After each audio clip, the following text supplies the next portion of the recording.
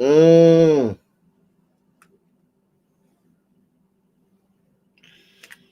what's happening?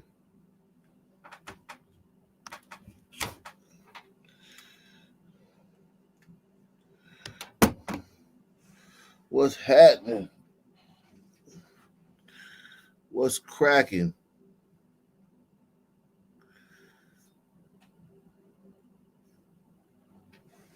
How's everybody doing, man?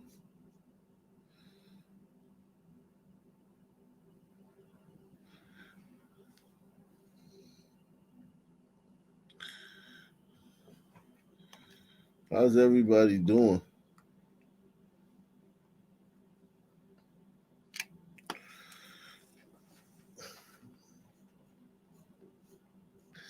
How's everybody doing, man? Hit the like button, man. Hit the like button. Hit the like button. Man, salute, man. What the fuck is that?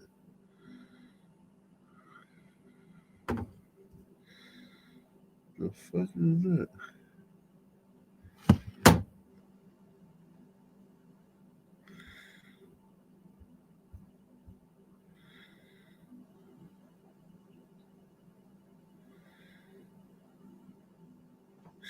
Yeah, man. What's happening, everybody? It's time to go in, man. A lot of stories going on, man. It's the weekend, man. Crazy week in America, man. Crazy, crazy week.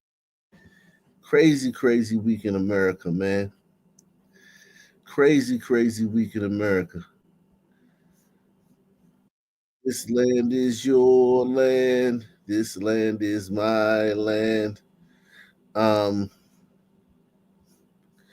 Shout out to everybody watching on Rumble, man. What a crazy week, man.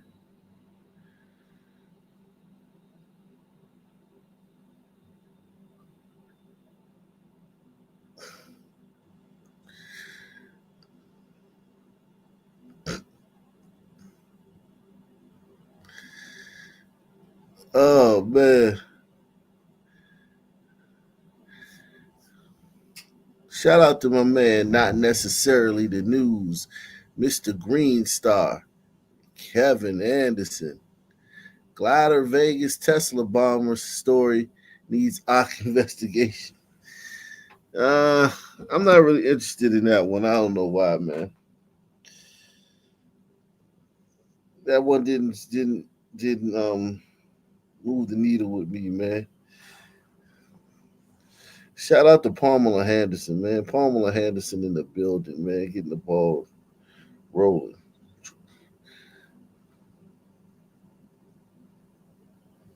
Shout out to Balloon Knot, man.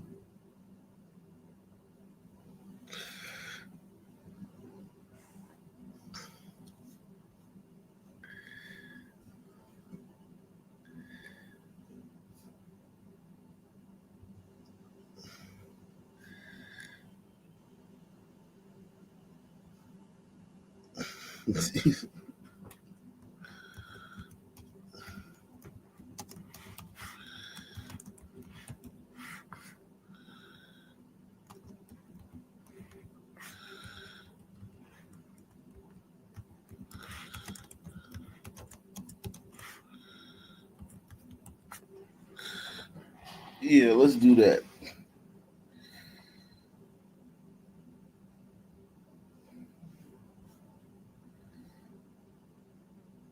Shout out to Wakanda Lisa, man. Wakanda Lisa in the building, man. Yeah, it's a trip out here, man.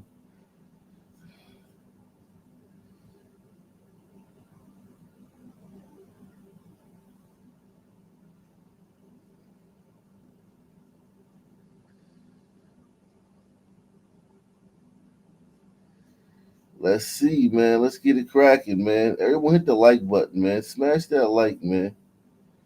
Smash that like. We need you to smash that like button, man. Cincinnati police are asking. We need the early crowd to smash the like button, man, for the algorithm, man. It's important that y'all early people light up that like button, man. Cincinnati police are asking for your help tonight, trying to find a suspect accused of robbing someone getting off a Metro bus. So this happened on Warsaw Avenue. This was back on November 27th. District 3 investigators say the suspect followed the victim as they got off the bus and then pulled out a knife, robbing them. If you have any information at all, you're being asked now to call Detective Delk at Cincinnati Police District 3. The number is on your screen right now.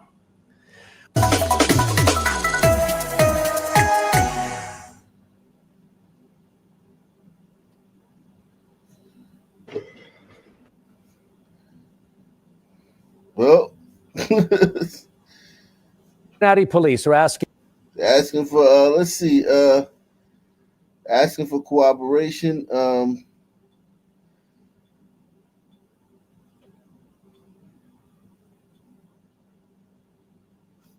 Probably not gonna get that. Probably not gonna get that cooperation that you want, man.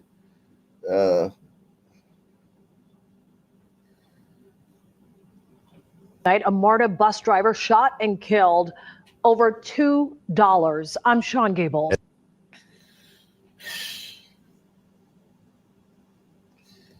A MARTA bus driver shot and killed over $2. MARTA is the bus system in Atlanta.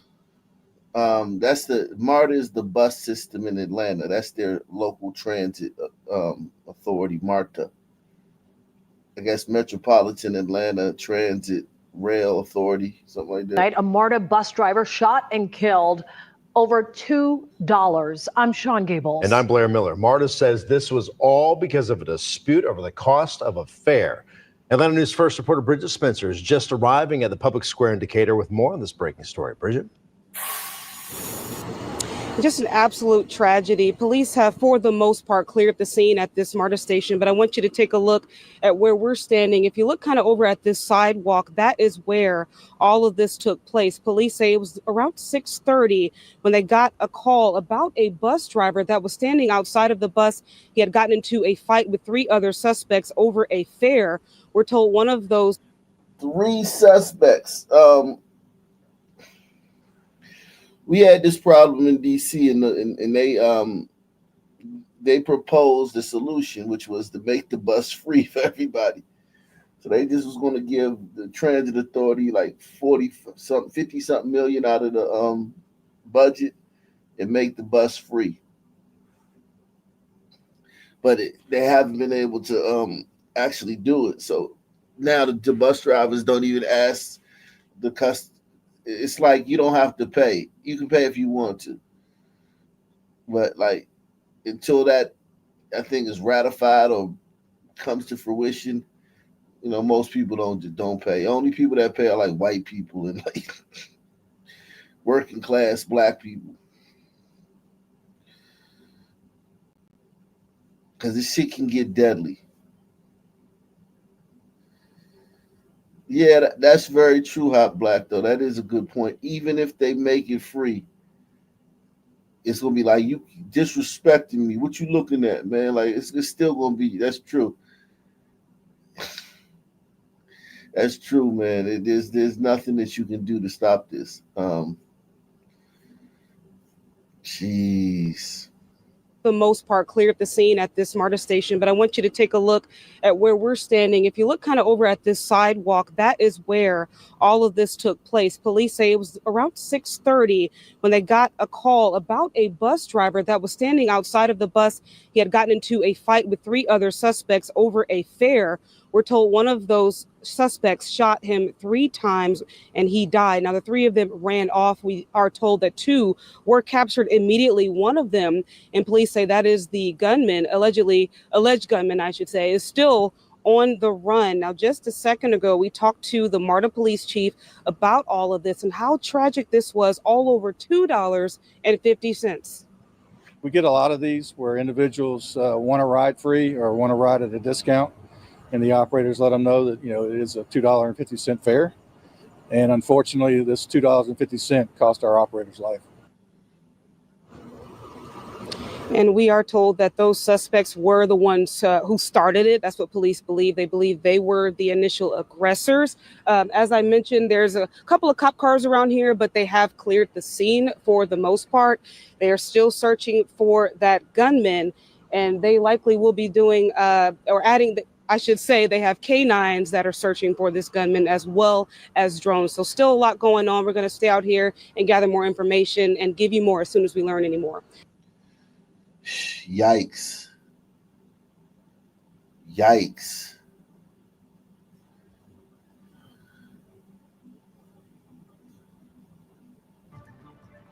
And tonight we start with some breaking news coming out of DeKalb County. Good evening, everyone. I'm Jonathan Martin. According to police tonight, someone shot and killed a MARTA bus driver in Decatur tonight. 11 Alive's Cody Alcorn is live for us near the Decatur station where that shooting happened. Cody, I know you just spoke with investigators, and they're telling you this all happened over a fight concerning bus fare? That's right, Jonathan. Absolutely senseless is what this is. The chief telling me, as you just mentioned, this was over a $2.50 fare. Apparently, 3 individuals tried to get on this bus. They did not want to pay the driver, and that is when this dispute happened and went off the bus where this driver was shot. Take a look at this video from someone who actually walked by this scene. I mean, we're only 500 feet, Jonathan, from Decatur Square right here in downtown. So a lot of people saw the commotion here. We do know at this hour that 2 suspects have been captured. The chief says they were fighting with this driver. However, again, the actual shooter is still on the loose tonight. The chief saying they do have drones up. And I mean, everybody's getting some charge in connection. I don't know how it is in Georgia, but if someone dies in the commission of a felony, in a lot of jurisdictions, you can get charged with murder as well. It's because the guy died. So even though you didn't pull the trigger, you were kicking his ass while your friend pulled the trigger. That puts you in deep shit. You heard me? You want to talk about being in some deep shit? So a lot of people saw the commotion here. We do know at this hour that 2 suspects have been captured. The chief says they were fighting with this driver. However, again, the actual shooter is still on the loose tonight. The chief saying they do have drones up and Decatur police helping them search for this person. As you mentioned, I talked to the chief here just after 9:30 who says all of this, again, absolutely senseless. We get a lot of these where individuals want to ride free or want to ride at a discount, and the operators let them know that, you know, it is a $2.50 fare. And unfortunately, this $2.50 cost our operator's life. This is tragic. We don't take this lightly. It's very tragic to see how verbal altercations in today's time turn into immediate violence with handguns. And that's becoming the norm in our society. And I'm hoping we're going to be able to solve that at some point. We know this happened just after 6:30. Most of the scene has wrapped up here behind me. At least 1 officer still patrolling this area. We don't have an update on that search. As far as the victim here, the chief not ready to release this man's name, says he's only been driving for MARTA for about 2 years. A lot of people ask about training. We're told these drivers do undergo escalation training to de-escalate situations, but he said sometimes these things get out of control. And as you saw tonight, tragedy. A driver killed. The drivers undergo de-escalation training.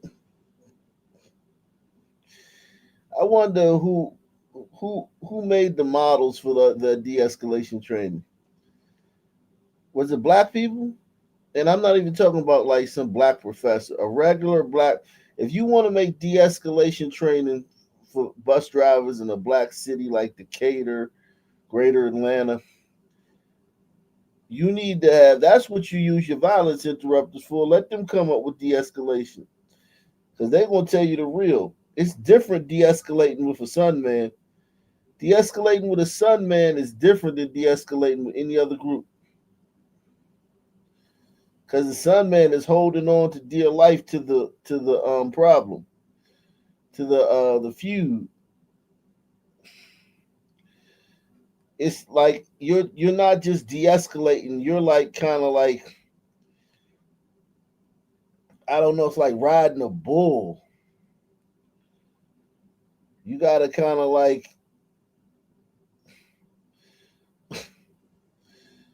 you gotta keep a firm hand on that de-escalation. If you slip up, it's gonna go back to square one quick. All your work will be for naught. Solve that at some point. We know this happened just after 6:30. Most of the scene has wrapped up here behind me. At least one officer still patrolling this area. We don't have an update on that search. As far as the victim here, the chief not ready to release this man's name, says he's only been driving for MARTA for about 2 years. A lot of people ask about training. We're told these drivers do undergo escalation training to de-escalate situations, but he said sometimes these things get out of control. And as you saw tonight, tragedy. A driver killed over $2.50 here in downtown Decatur. Of course, we'll stay on top of this story throughout the weekend. Live in Decatur, Cody Alcorn, 11 Alive News. Just horrible. Cody, thank you so much. And Live in Decatur, where it's greater.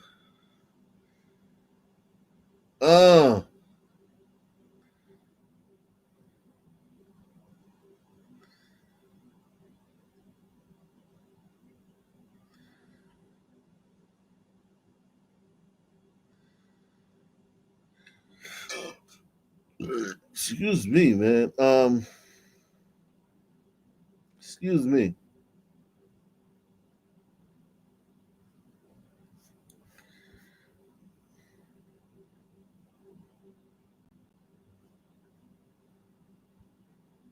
Yeah, just a tragic situation out here, Jacqueline. Please tell us that the couple, they were crossing Washington Avenue right there in the crosswalk when the SEPTA bus was trying to make a left-hand turn off of Front Street and slammed right into the husband and wife, killing the husband. Wow. Him and his wife were crossing the street, at which time he was struck and came under the.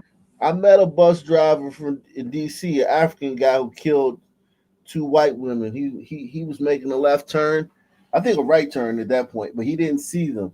He just mowed them down, killed them. And I don't even think he did no time because it was like deemed an accident. But they had the surveillance camera of it, and it was just so sad. Like they didn't have a chance. Like they didn't have a chance to juke or nothing. It was like even fucking Barry Sanders couldn't have got out of there, man. It's like once they make that turn, man, it's like really nothing you can do. You just fucking roadkill and shit, man. Yeah, man. He came to the church where I was working at. And he like talked. I forgot the reason I was talking to him, but whatever. Yeah, man. Just this shit happens too.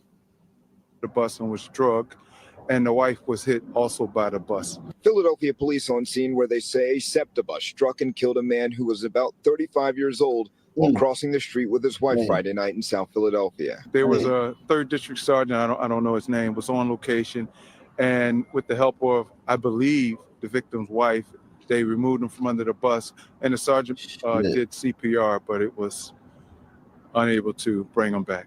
Surveillance video shows the bus traveling north on Front Street, then turning left onto Washington Avenue.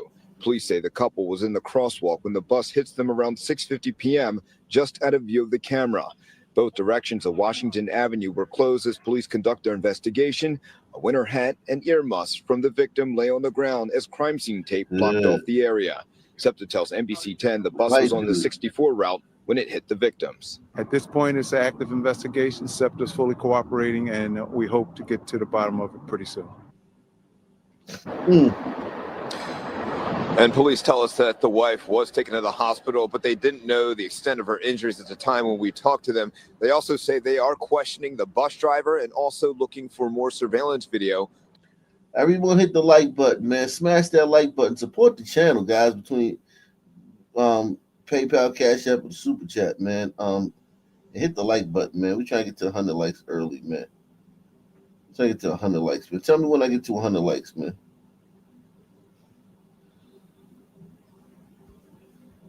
To help determine what caused this incident. In South Philadelphia, Johnny Archer, NBC 10 News. Shit. Fuck.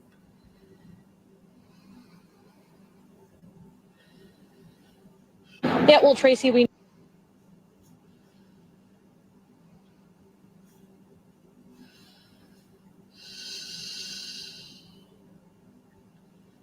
Yeah, just a tragic.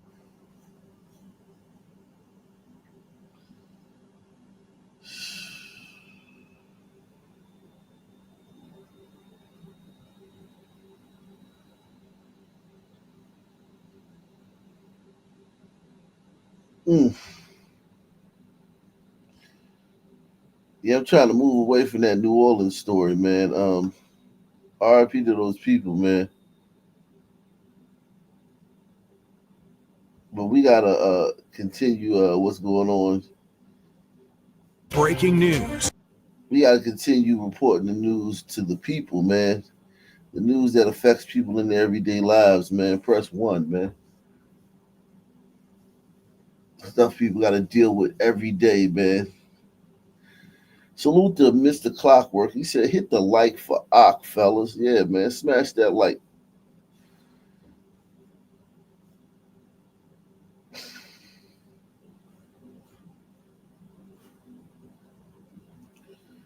This is the Sun Man does about 4 or 5 New Orleans events. New Orleans events a day, man, as a collective, man. So while that is important and while that is sad, what happened in New Orleans, the Sun Man is continuing his reign of terror on the country, man.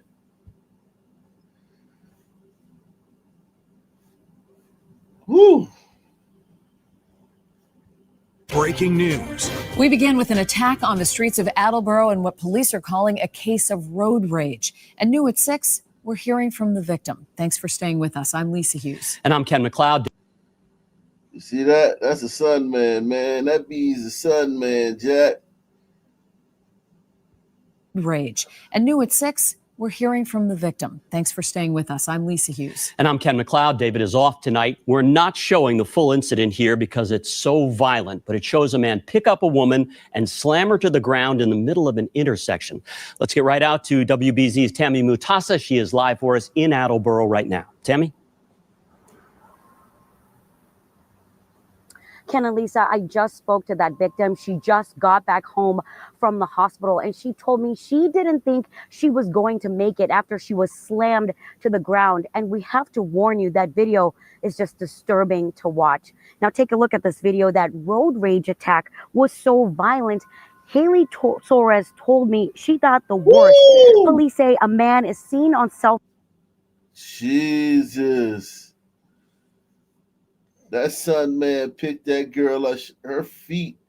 Oh, man, he slammed her on her head, man. Yeah, she's lucky.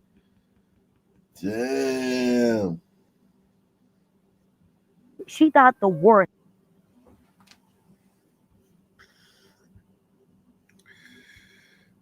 Shout out to JB, man. JB says, vote Ock for U.S. Attorney General. Clean this nation up. Now, they don't want me as U.S. Attorney General. That's going to be a... Me as U.S. Attorney General, man. Streets will be cleaned up quick, man. Quick. Some men be applying for jobs everywhere. You'll be like, damn. Some men will be picking berries, man. Some men will be down on them farms trying to pick berries and shit. Trying to take the goddamn on Burritos jobs, man. If I was Attorney General, I promise you that. Police say a man is seen on cell phone video picking up the petite mom of 2 young kids, then slamming her head first on the ground. Haley says she was bleeding from the head, suffered a very serious injury to her skull and eye socket. Her knee and foot are broken. Investigators say the victim had just been an fender bender with the suspect, hitting his car from behind along Route 1 and Route 1A. Police say that suspect is Gladiator Quasia. Witnesses say after the crash, Gladiator Hosea. Route 1 and Route 1A. Police say that suspect is Gladiator Quasia. Gladiator Corsia is his name. Yikes. Witnesses say after the crash, Quasia banged on Haley's car, yanked her from her car, and that's when he grabbed her and threw her down on the pavement. This is what Haley told me she remembers. Only thing that I could think of was I knew I was in the air, and by the time I was realizing I was in the air and I thought to myself, like, I might die right now, I had already hit the ground, and I didn't realize that I had hit the ground until, like, it was like a weird sensation I felt on my face, and that's when I realized I was on the ground, and I rolled over, and there was blood dripping all over my hands.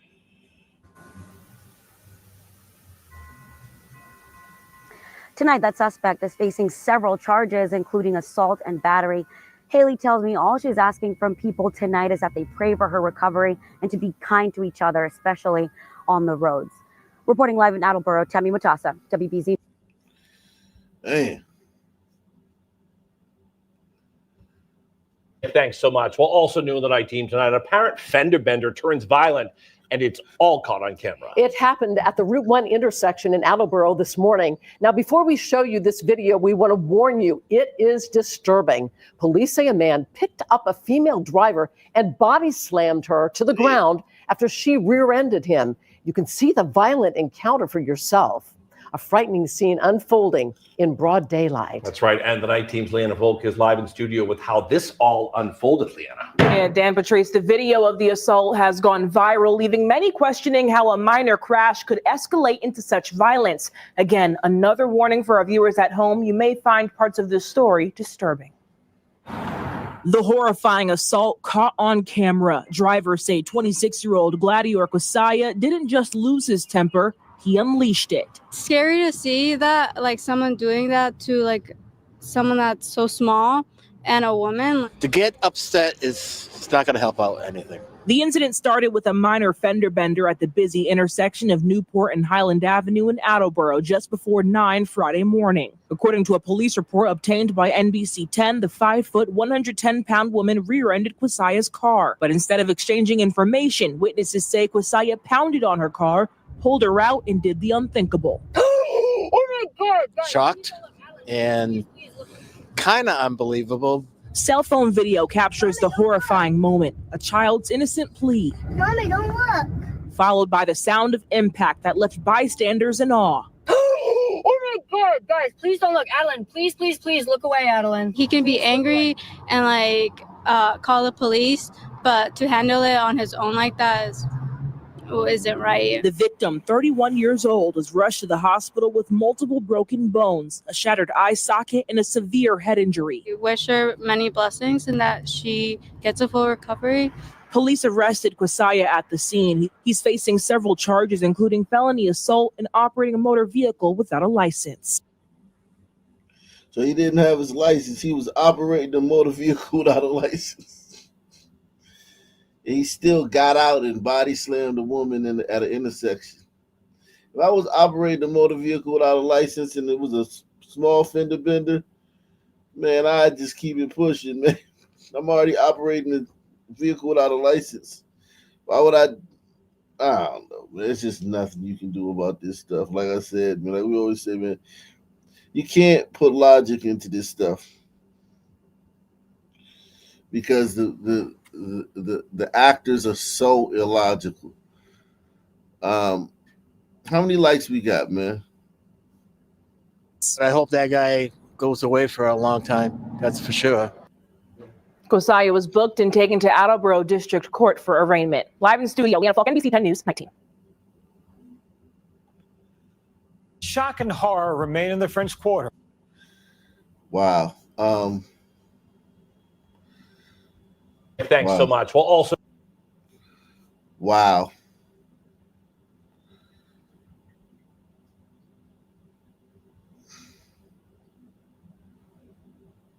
Let's see.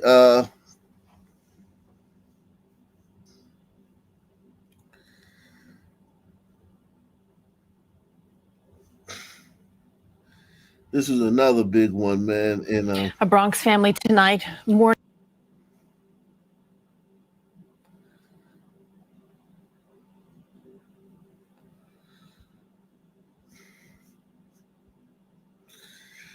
$103. Everybody continue to hit the like button, man. If you ain't hit the like button, man, hit the like button right now, man.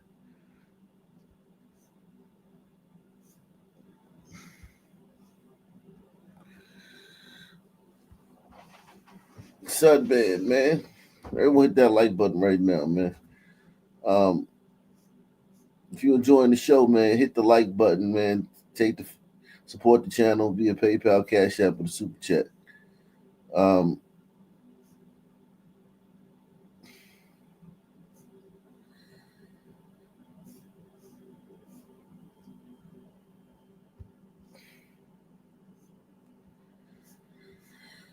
Oh, let's see.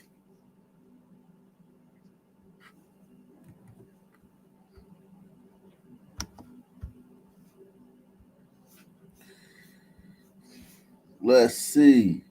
Let's go.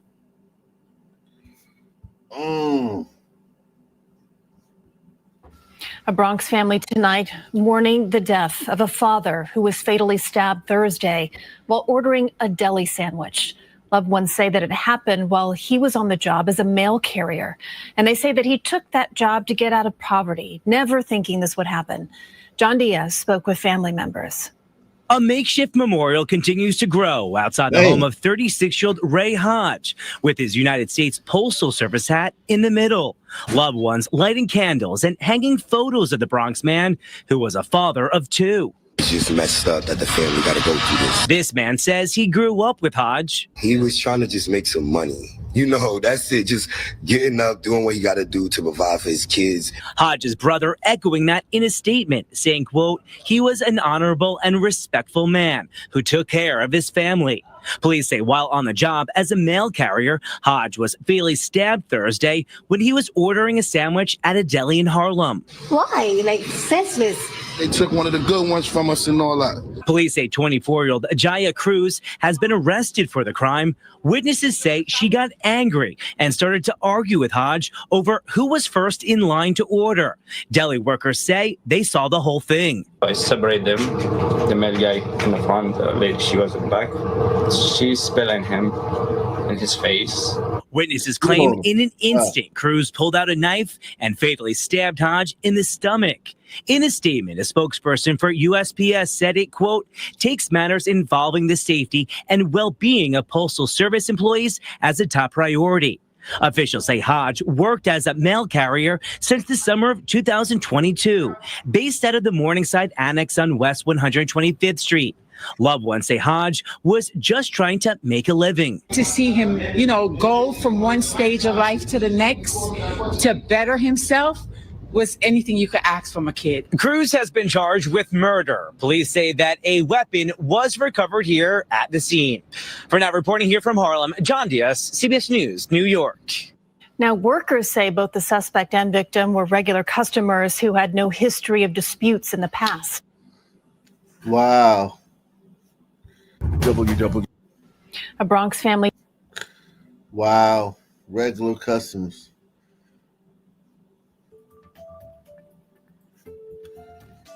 Tonight, we're hearing from the brother of Shamsuddin Jabbar. The Boma native plowed through a crowd on Bourbon Street on New Year's morning. The attack killed 14 people and injured 35 others. Jabbar died in a shootout with police. Abdur Jabbar sat down with 12 News anchor Cladra Rhodes today for an extended interview. He is 18 years younger than his brother. Cladra with us tonight. Cladra, he and his family are devastated by what happened. That's right, Jordan. Abdur Rahim Jabbar asked us not to show his face.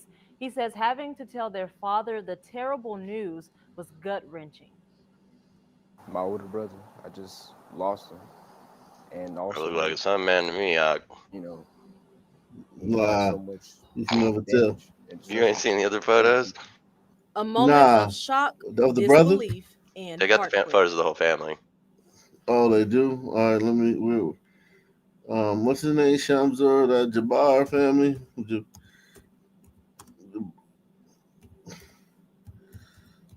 Let's see. I just saw it earlier. I'm looking for it. Shamzid. Shabada. What the fuck his name is? I kind of just froze. It was just in complete shock. I dropped my phone and just broke down into tears. 24-year-old Abdur Rahim Jabbar recounting the gut-wrenching moment when he first learned his brother was the suspect of the Bourbon Street attack on New Year's Day. My aunt called me around 10 a.m. But she called my dad first. And I think the video audio is kind of low. Happy New Year. Her birthday was also on the first. So we told her happy birthday. Jabbar says she didn't have the heart to mention the attack that killed 14 people and Wow.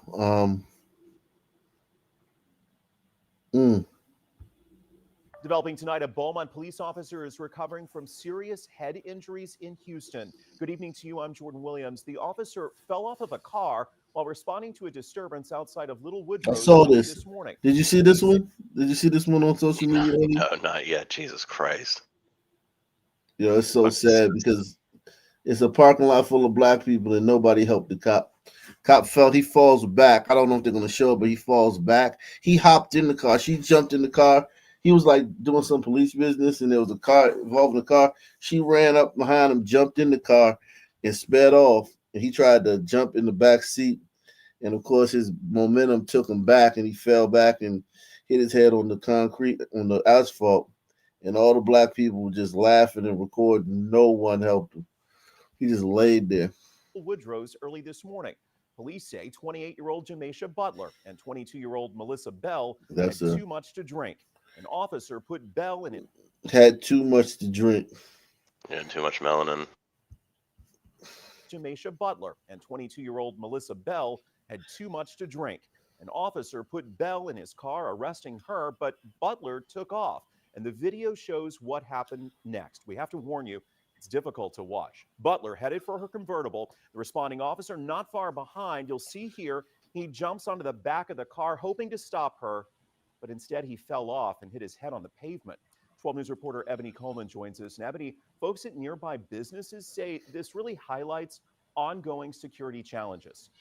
So Jordan, we want to warn you that the video that you just saw, it is difficult to watch. Police tells us that the officer was originally called to the bar for a disturbance. He was injured while trying to arrest the two women.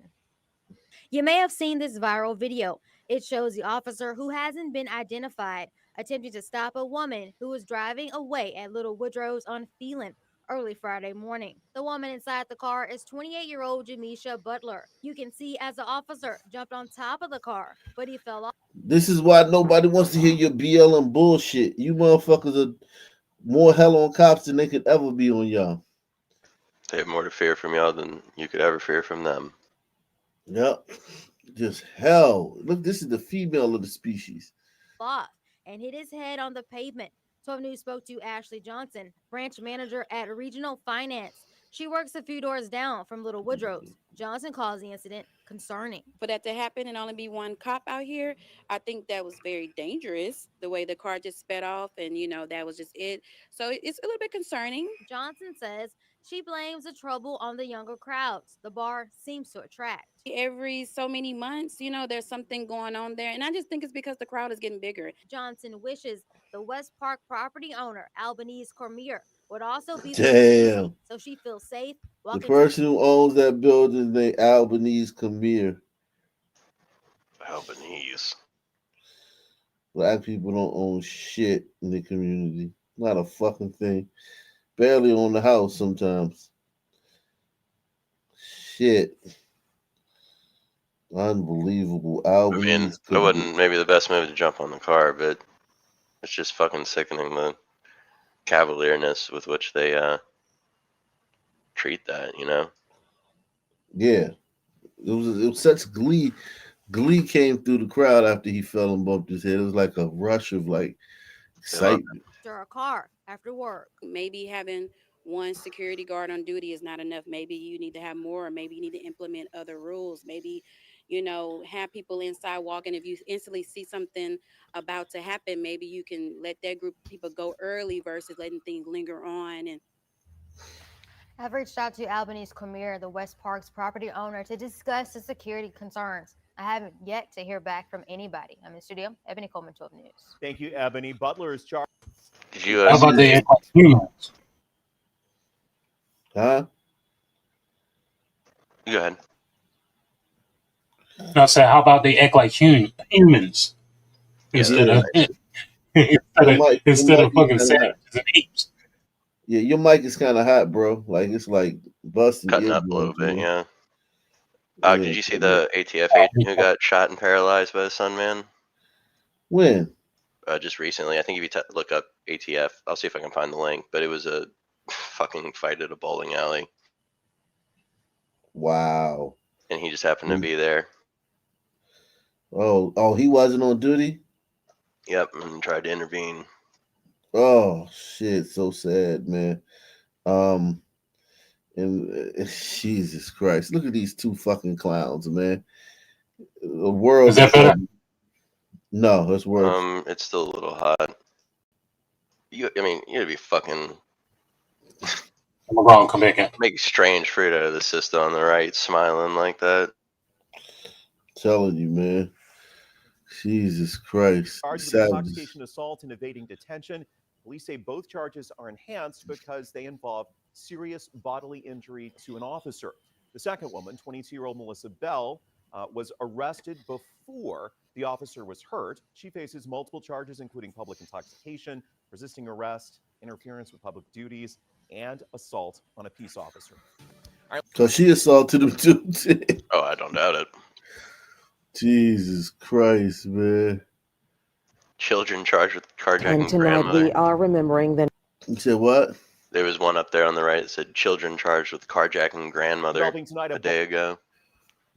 Jesus, crime is out of control. Make sure you support the channel via PayPal, Cash App, or the Super Chat, guys.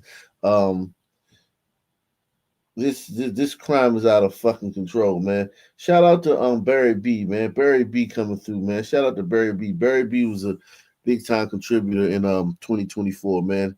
Salute to you, man. Shout out to Mark Ishmael, the real Mark Ishmael, man. Even though he got 0 votes, man, you still a valuable member of the. Still a real one. Yeah, listen. Next year, if I gotta open up another account and vote for you, man, just so you can have 1 vote, man, I would do it, man. Just enlist the services of Iconic. Yeah. Salute to my man Darren. He said Brito should not riot and march in some communities. Yeah, I agree, man. Get them out of here, man. They shouldn't ride the merry. Just deport all of them, man. I can't wait till fucking January 20th, man. Get all those Umbritos out of here. Every last one of them. Oh yeah, my bad. I thought I was thinking that. My bad. I didn't know I was actually saying that. Yeah, man. But yeah, you know what I mean. You know what I mean. Feliz Navidad, man. Cinco de Mayo and all that good shit, man. Yeah, sir. Developing tonight, a Beaumont police officer. Hold on, where did I have it? Did I click on it? Oh, here it is. Yeah. Memphis grandmother and a grandson are carjacked at gunpoint at a Frazier apartment complex. The frightening encounter happening right before the news. Frazier, wasn't he? Yeah. Cook County talking about that the other night. They just had some shit the other night. Memphis is a fucking hellhole. I'm telling you, man. They keep the they holding Blackistan back, man. Like Blackistan, you got Philly made strides with their murder rate. Baltimore made strides with their murder rate. New York made strides. DC made good strides too. These Tennessee somewhere's acting like a goddamn fool. New Orleans made strides too. True. And Chicago. A lot of cities made strides once the Democrats realized it was election season and started enforcing the laws, so that they could just, use it as a political tool, but they weren't able to use it wisely because their candidate was so terrible.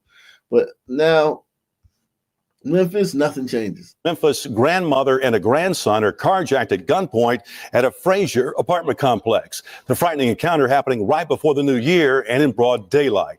And that's where Memphis, we join Shay Simon now with more on that story. Shay? My man say DC popping off tonight. Oh, we gotta go to DC next then, man. We gotta check in on DC, man. Yeah, Greg, we are talking about a 12 and 2 14-year-olds here, extremely young. And many people I talk to off camera say for crimes like this, they think that juveniles' names and pictures should be released. But what we can tell you is that right now, all three are in custody, but certainly a frightening day for this family. Surveillance and Skycop cameras scattered around Pershing Park apartments in Frazier capture a quiet parking lot with a few residents in and out Thursday. But on New Year's Eve, they captured a grandmother and grandson carjacked at gunpoint. I went to the leasing office to find out more and share the video, but was told corporate would get back to me. Memphis police tell us instead of spending time with family, a 12-year-old and two 14-year-olds allegedly held a grandmother up in broad daylight, stealing her phone, keys, purse, and grandson's phone before driving off in her 2018 Nissan Sentra. I see it as adults are responsible for children, and the police, it's not our responsibility to maintain children at 2 o'clock in the morning or to round them up. Interim MPD Chief CJ Davis tells WREG kids as young as 10 years old were arrested for crime in 2024. We really want our adults, our parents, to be more responsible for their kids. Unfortunately, that's not the case in many instances. In this case, the juveniles were tracked down to the stolen car after a drive-by shooting in South Memphis. Shit, so Jesus Christ. They stole the car and then did a drive-by shooting. Fucking Christ. 2 14-year-olds and a 12-year-old, like there's no fucking universe in the multiverse in which that's not fucking 3 son kids. They're gonna have little son kids in Pampers out here fucking robbing dudes soon. Yeah, there's definitely sons, man. I mean, even if it wasn't Memphis, it would just be, you could guarantee that it was sons. Like, steal a car from a woman, an elderly woman at gunpoint, take the car, do a drive-by, get caught, and like literally, like your life is not ruined. Like your life is not ruined. It's just another day. Like you'll get out and you'll do it again. Like you'll get out soon. These kids will be out in a week and they'll be doing it again. And it just is what it is. Kid or a child possessing a weapon is too much. Yeah, Greg, tonight they are all facing multiple charges. And as for one of the 14-year-olds who was caught driving, he is also charged with not having a driver's license. For your news leader in downtown Memphis, Shay Simon, WREG News, Channel 3. 14-year-old would not have a driver's license. They were right about blacks not being able to get ID. It's fucked up. Telling you, man. Fucked up, man.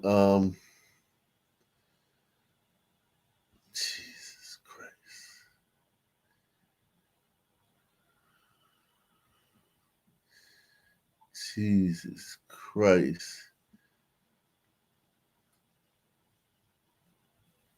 Tonight, car tire after car tire is found slashed after an entire street is targeted.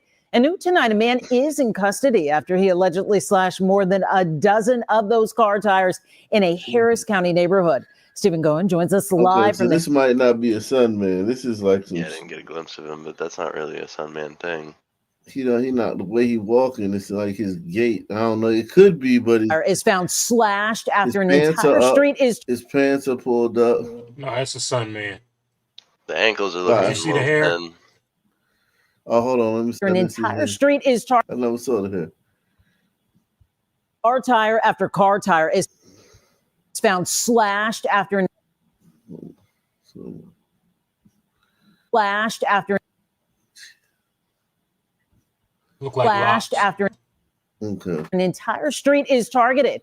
And new tonight, a man is in custody after he allegedly slashed more than a dozen of those car tires in a Harris County neighborhood.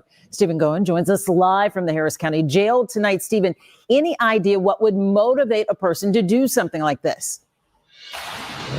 Well, it's hard to say why anyone would do this. The sheriff's office tells us this suspect did live close by to some of the people he targeted. Tonight, he is beginning to face some of the consequences for what he's accused of. The new year in this neighborhood starting with a bang. No, not fireworks, but the popping of tires and the quick arrest of the man who authorities say is responsible for all of it. I'm like, what is going on? Why would someone just hit everybody? Jordan Moore says this surveillance video from a neighbor shows the suspect going from car to car along Westwood Pines Road in Katy. You can see he just walks up, stab, stab, stab, walks up to the next one, stab, stab, stab, and just keeps going. He tells us it cost him about $500 to get two tires replaced. And it's just a pain, you know. Down the street, it's the same story. I was like, why? Like, it's the beginning of the new year. Like, why do we want to start off on this foot? So it's just an inconvenience. The Harris County Sheriff's Office confirms there were more than 20 reports made in this neighborhood and other adjacent ones. This evening, the Sheriff's Office detaining the man who they say is in these videos. Sheriff Ed Gonzalez identified him as 22-year-old Jesus Arellano. Deputy that mainly patrols this area was out here and ran across the suspect walking on the sidewalk. The sheriff's office says the suspect lived in the neighborhood where he allegedly began his slashing tirade. Oh, wow. He was found wearing the same clothes as the man in this video. He also had the same knife. With a high top That's the good fade. thing. He is in custody, so at least right now, some comfort for people in the general area in the neighborhood. Tonight, Sheriff Ed Gonzalez says this suspect will be facing a felony because of the amount of damage that was caused. If you live in this part of Katy and your tire was slashed yesterday or today, you are asked to report that if you haven't already. We're live at the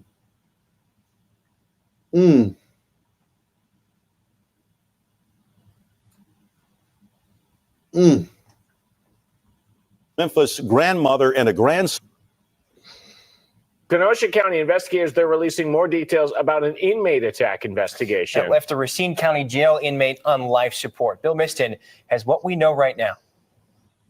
Family tells me the 35-year-old man will be taken off life support on Sunday. The Kenosha County Sheriff's Department is recommending a first-degree intentional homicide charge for the 29-year-old suspect who is in the Racine County jail for a pending attempted homicide case. Hopefully, maybe something will change before Sunday. But unlikely that Joseph Lee will pull through. The Kenosha County Sheriff's Department says Lee was pronounced dead on New Year's Day. Alyssa Sura and Lee share 3 children together. She lives out of state, but got a phone call Lee was taken to Freighter Hospital. And I got a hold of an investigator, and they told me to get here as soon as possible.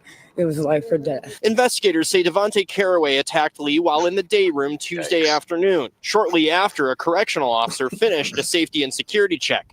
It was only on the next security check the correctional officer found Lee and then began life-saving measures. It's unclear how much time went by between the attack and when Lee was found. Tuesday afternoon. He did it. Lips of destruction. Guilty. Damn. Well, already in there for attempted murder and then really killed somebody. Jeez. Push the button. He's no use for society. Racine County Sheriff's Office says no emergency buttons were pressed by any of the other inmates who saw the attack. Lee was transferred to the jail from state DOC custody in late November to appear on an open case. Caraway has an open attempted homicide case dating back to October 2022, where prosecutors say he shot a man. How are you and the rest of Joseph's family doing right now? We're not doing good. This was a horrible tragedy that didn't need to happen to nobody. The Kenosha County Sheriff's Department is investigating the case. It says its investigation is still ongoing. Bill Miston, Fox 6 News. I remember talking to somebody who was like, Two now former, didn't believe or wasn't aware that they were like, basically thought that like the murder rate in Wisconsin was because of white people, right? And like didn't seem to understand that it's like the concentration of sons in the southwest or southeast part of the state that pretty much does what 95% of it. All of it. Damn near. Those people are senile. Yeah, Yeah, but notice you how it's can't be always serious. south. Yeah, you can't be serious, man, trying to say some shit like that. Like, come on, man. Like, somebody who says something like that, they gotta be like performative. That's that performative type wokeness. They're like trying to bond with you on wokeness. Like they're all, all of it's done by Kyle Rittenhouse and his ilk. I have one better. One of my friends tell my son, I'm like, yo, why do you like living around white people since you hate them? He goes, lions don't like living around animals. I'm like, oh my God. Shit. Damn. Just, oh God, it's just nothing you can do. Just viewing it and feeling the pain and just wanting to help them, but never thought that me or my family would be in this position. It was back in November when Jakari and Craig made a trip to this shopping center, which would end with him being shot and killed.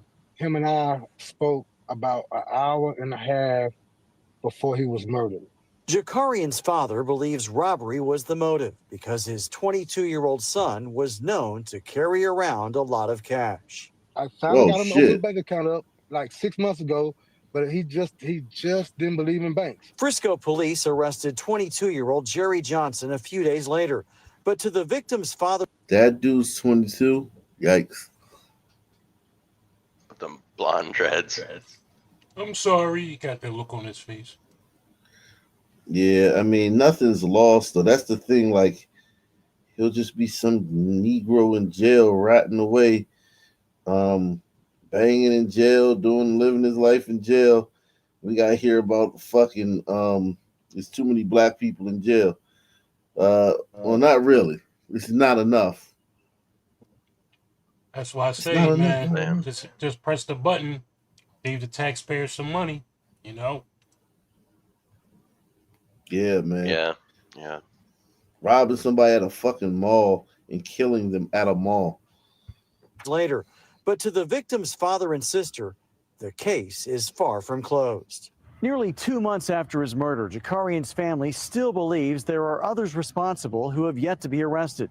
They are offering up videos they have found and other evidence to police that they say proves it. They say these images from security cameras, which Frisco police have, show possible accomplices, including grainy video of the murder suspect driving away from the scene. Because we know for a fact that there was more than one individual involved. I'm going to say 3, maybe 4. Frisco police tell us they will update us on the case next week. By then, Jakarian's memorial will likely grow to include even more keepsakes that the father of a 2-year-old who worked as an Amazon delivery driver will be remembered for after a murder that leaves a lot of unanswered questions. He killed one person that night, but essentially he killed an entire family because nothing has been the same since then. Jeez. It's a bloodbath in Blackistan. It's what, the 3rd? Telling you, man.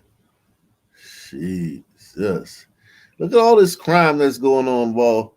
And listen, I do think that what happened in New Orleans is very, very important, man, to cover and everything. But golly, man, it's so much. Even if he was a son, which I do think he was, it's still different. There's so much more. Like, we haven't, sons, you got to kind of like ignore it. America has ignores it, kind of like background noise, man. We do a good job of that here in America, of ignoring the son crime epidemic like background noise, man. Salute to Mac Knight, man. Mac Knight in the building, man. What's up, Mac Knight? What's your thoughts, man? What's up, Ock, man? I mean, it is what it is, man. I mean, we see this every single night, man. That's why I'm getting paid so much right now. So I can't really, I can't really hate, man. I mean, it's job security for people like me. You know what I'm saying?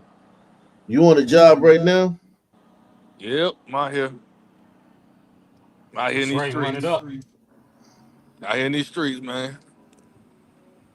Yeah, man. Harass somebody, man, so that we can get some good content, man. Nah, I got something for you, man. I'm gonna try to get like a compilation of it, man. I really just be chilling, bro. Like I try to tell people, man, like I ain't the police. I'm not trying to lock you up. Just get the fuck off the property. You know, I be breaking your rule every single night because I gotta tell niggas to leave.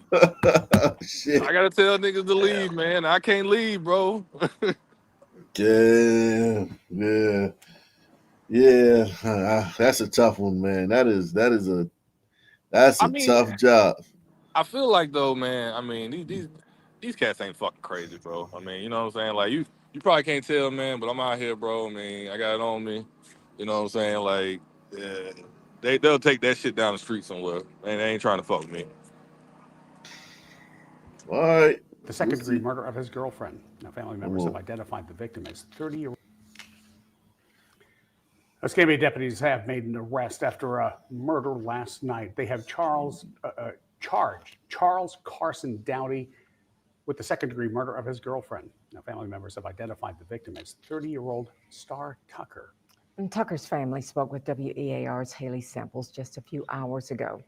Haley, they shared with you just who Star Tucker was. Bob Sue, her sister tells me in just a matter of hours, her worst nightmare became her reality. I don't know. I'm sorry. I don't have all the right words. I'm tired. I haven't slept. I hardly eat. I'm just exhausted. I feel like I'm in a nightmare. That's Tariah Tucker. She's the younger sister of Star Tucker. Her family says the 30-year-old was an active member of the Air Force and a Florida A&M alum. They say she also just started a relationship with Charles Carson Dowdy. Just started. So she's in the Air Force. She graduated from HBCU, and she just started this relationship with that guy, man. Sweet. He seemed innocent. He seemed charming. Thursday night. He seems sweet. He seemed innocent and charging. I bet he has like a laundry list of charges and crimes. Probably been to prison before. When they say that, it's like different standards. Yeah, exactly. You know what some women say? Oh, I like a little bad boy. Yeah, that's sweet. Active member of the Air Force and a Florida A&M alum. They say she also just started a relationship with Charles Carson Dowdy. He seemed sweet. He seemed innocent. He seemed charming. Thursday night, deputies were called to the parking lot of this apartment complex on Baldridge Drive. Sheriff Chip Simmons says they were responding to a call for shots fired and found Tucker in the parking lot. The investigation revealed that the victim's boyfriend had fired about 15 to 16 shots and struck her 7 times at least. And then used her car to drive. I mean, just recently got in a relationship and he's already like and he put 7 bumping under. off on her. Shit. Where did all that come from? He meant to do 15. Fuck. Over her. Tucker later died at the hospital. Her family later learning Carson Dowdy was arrested and charged in the crime. He didn't give off. He could do something like this. But you never know until it's too late.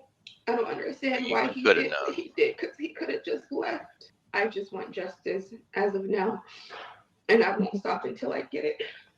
Deputies say Charles Dowdy was arrested and booked into jail in Baldwin County, Alabama. They say he was in Tucker's car and had stopped after getting a flat tire. What? Kill her and flee in the state.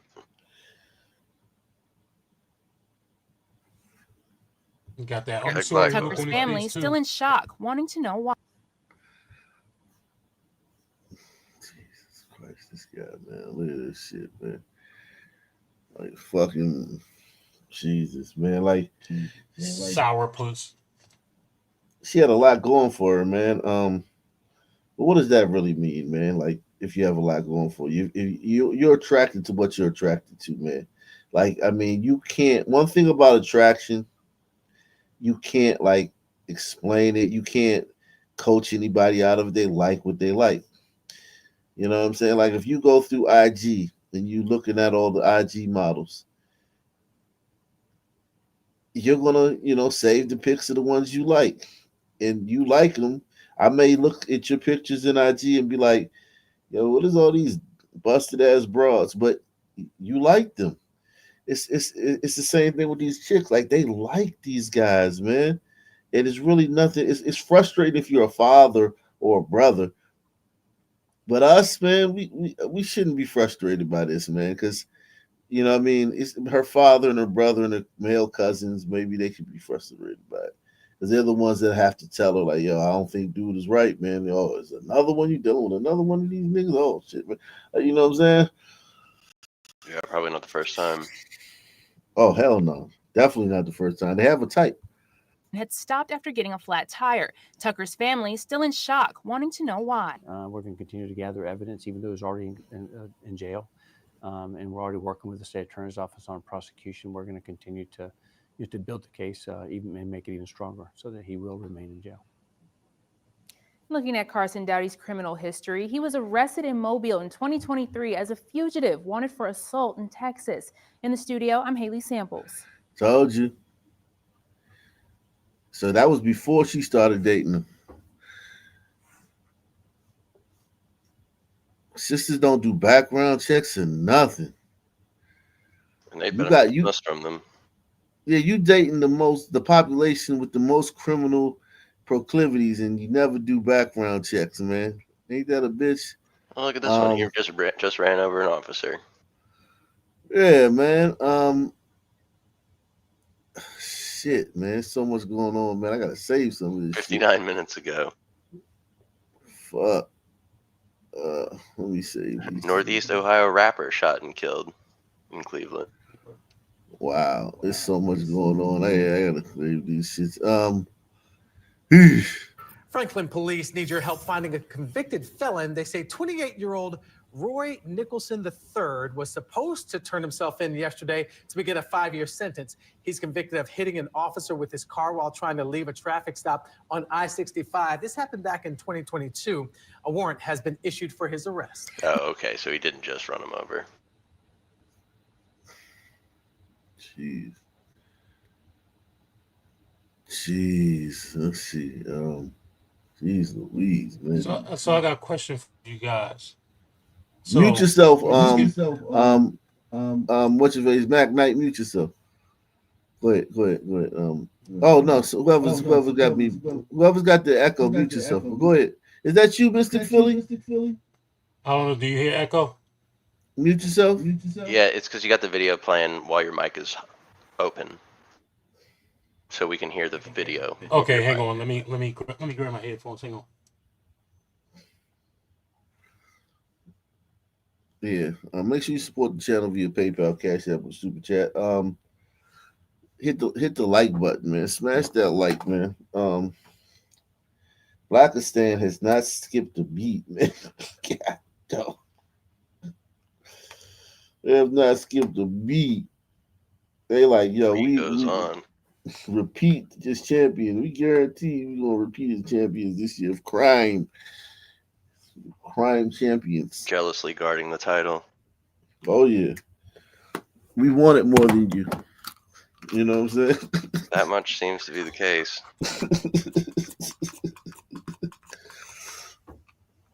Sometimes you just gotta want it more than the opponent, man.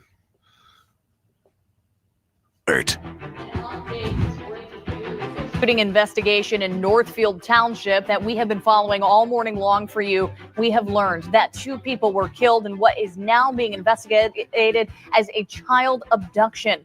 Police from several agencies rushed to the home last night on Noller Road near US 23 in North Territorial. They found 2 dead inside. Another person was alive but with gunshot wounds. Police say the 2 children were taken from their home.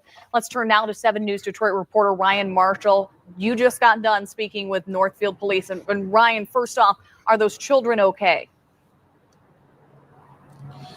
Well, good morning to you, Allie. Good morning, everybody out there. Yes, the children are okay. They were abducted last night. There were 2 little girls, ages 7 and 4 that were taken from their home. We'll get to that in just a second. Right now, they are fully recovering in a local area hospital. We do not know their condition right now. As for the people taken in custody, there were 3 people arrested. 2 men, 1 woman were arrested last night. And what we're now learning is a chilling double homicide and double abduction. Certainly chilling news to learn all of this. But through good police work, the men and women in law enforcement got it done here overnight and into this morning. Now, Northfield Police had a chance to get in and talk with Northfield Police responded to reports of a shooting around 8:30 p.m. last night at a home on Noller Bend Road in Northfield Township. Now, they discovered a 74-year-old man and a 50-year-old woman shot dead, plus another 53-year-old man suffering from a gunshot wound but still alive. Now, authorities also learned that those 2 young girls, ages 7 and 4, were abducted. However, with the help of the Michigan State Police and Ann Arbor Police, the 2 girls were recovered, and the Washtenaw County Sheriff's Office arrested the 3 suspects and also recovered weapons. Here's Northfield Township Police Department Lieutenant David Powell. Who you think did this, man? What are your thoughts, guys? 3 suspects. That's it to me. Says sons. What and all the victims of shooting were over 50. So yeah, But the abducting of the children, I wonder if this is like a drugs. Hmm. What do you Drugs or think? Domestic? Yeah, a son, yeah, could get a squad. Yeah, man, my baby mother, man, they trying to keep my kids from me. Just go over there and throw our lives away. All right. These dudes are in a deep trouble. Like there's so much. Yeah. Oh wow, this is Ann Arbor. I was just there, man. That's crazy, man. Ann Arbor's only like what 10%. It's not. Listen, but here's the thing: I stayed on the campus. I mean, I did travel around. Like I went as far as maybe like the edge of Ypsilanti, but I went. I stayed mostly on the campus because that's where we were staying at a hotel on the campus. The surrounding area of the campus, because the whole like downtown area is like the campus. And yeah, there's a lot of riffraff down there, man. There's a lot of riffraff. You see, like, oh shit, like whoa, like there's riffraff hanging around downtown Ann Arbor. Yeah, I mean nothing. I didn't feel like it was like seedy or anything, but you'd see some riffraff and you'd be like, wow. Like I wasn't expecting that. I mean, I would have thought that it would be in the hood. I didn't go to the hood of Ann Arbor. You know what I mean? I ain't one of them dudes when I go to a city that you like to visit the hood. You don't check in? Yeah, nah. I mean, if we go there, maybe I'll stop through there, but I like just seeking it out. Nah, I just, it doesn't do anything for me, man. It's just all the same, man. It's just the hood is the hood, man. Niggas is niggas, and they gonna be what they are gonna be. But it's a beautiful that downtown Ann Arbor is beautiful where the campus is. It's beautiful, man. It's very it's almost like it could be on the East Coast, like kind of like a northeastern city.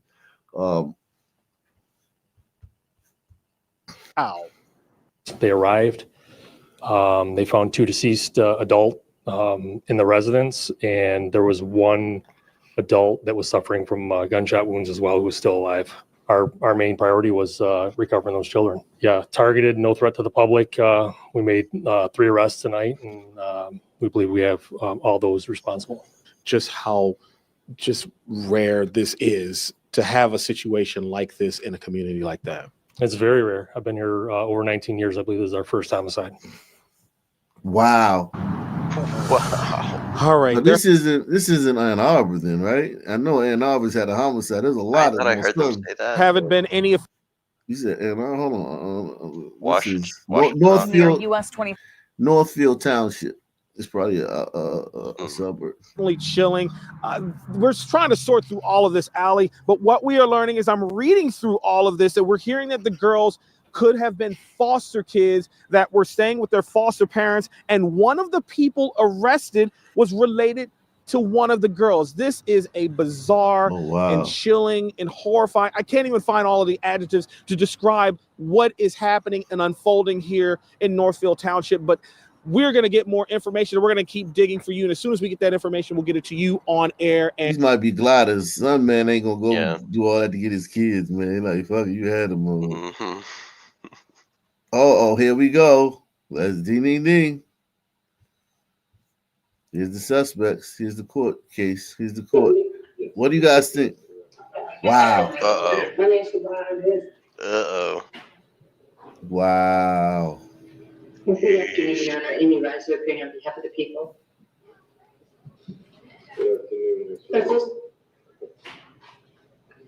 Assistant Public Defender Sandra White, on behalf of Survivor Vincent, we ask that the charges be read and we stand mute.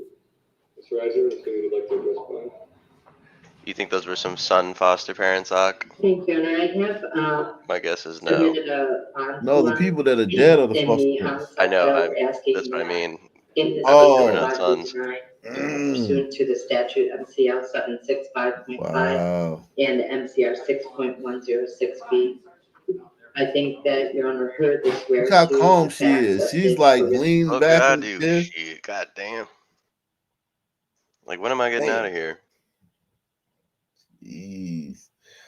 I'd be shaking like a leaf in the wind, man. the case. There isn't any necessity. Wow. That's crazy. We begin tonight with the search for answers after an unthinkable tragedy shatters a family in Northfield Township.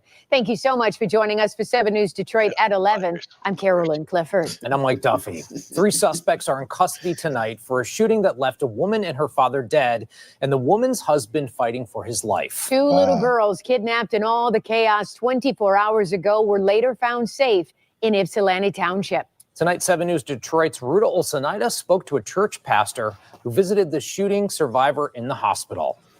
Wow. It's a story that has community members asking why. And while we don't have all the answers just yet, the Brighton Assembly of God Church, where the victims are devout members, are doing their best to make sense of this tragedy. Our heart breaks, it grieves with what has happened in the family. As Pastor Bradley Trask and I sat down in the pews of Brighton Assembly of God Thursday night, it was a somber reminder of how quickly life can take a turn. Yeah, it really is one of the most traumatic events that we've had in our 32-year tenure here. Wednesday night, in a quiet residential part of Northfield Township, 3 people were shot inside their home. Husband and wife, Jeffrey and Jennifer Bernard, and Jennifer's 74-year-old father, Stevie Smith. Wiping out a generation of gliders, like Jesus. So they adopted 2 little pickaninnies, man. Yeah. 2 little niggly bears. It's time you go. Maybe you should have fucking picked some white children. Jeez. I mean, this dude, though, I'm not quite sure what's going on here, but I mean, he didn't deserve to die, obviously, but maybe you should have fucking stuck to your own race. Jesus. Man. Woke points didn't do you much good when Shaniqua and fucking, what's his name, or some fucking proto-human savages break into your house, 1 removed from apes. Jeez. Must be terrifying in your last moments of life. Staring into the nostrils of these fucking demons. Facts. So just a question I had real quick, fellas. So you think if they were to implement some sort of law or executive order or whatever, you commit, let's just say you take a life. The whole the eye for an eye thing. My mother had this strong saying is like, yo, you make your bed, you have to lie in it. So what if we start holding some of these sons, or just anybody for that matter, who's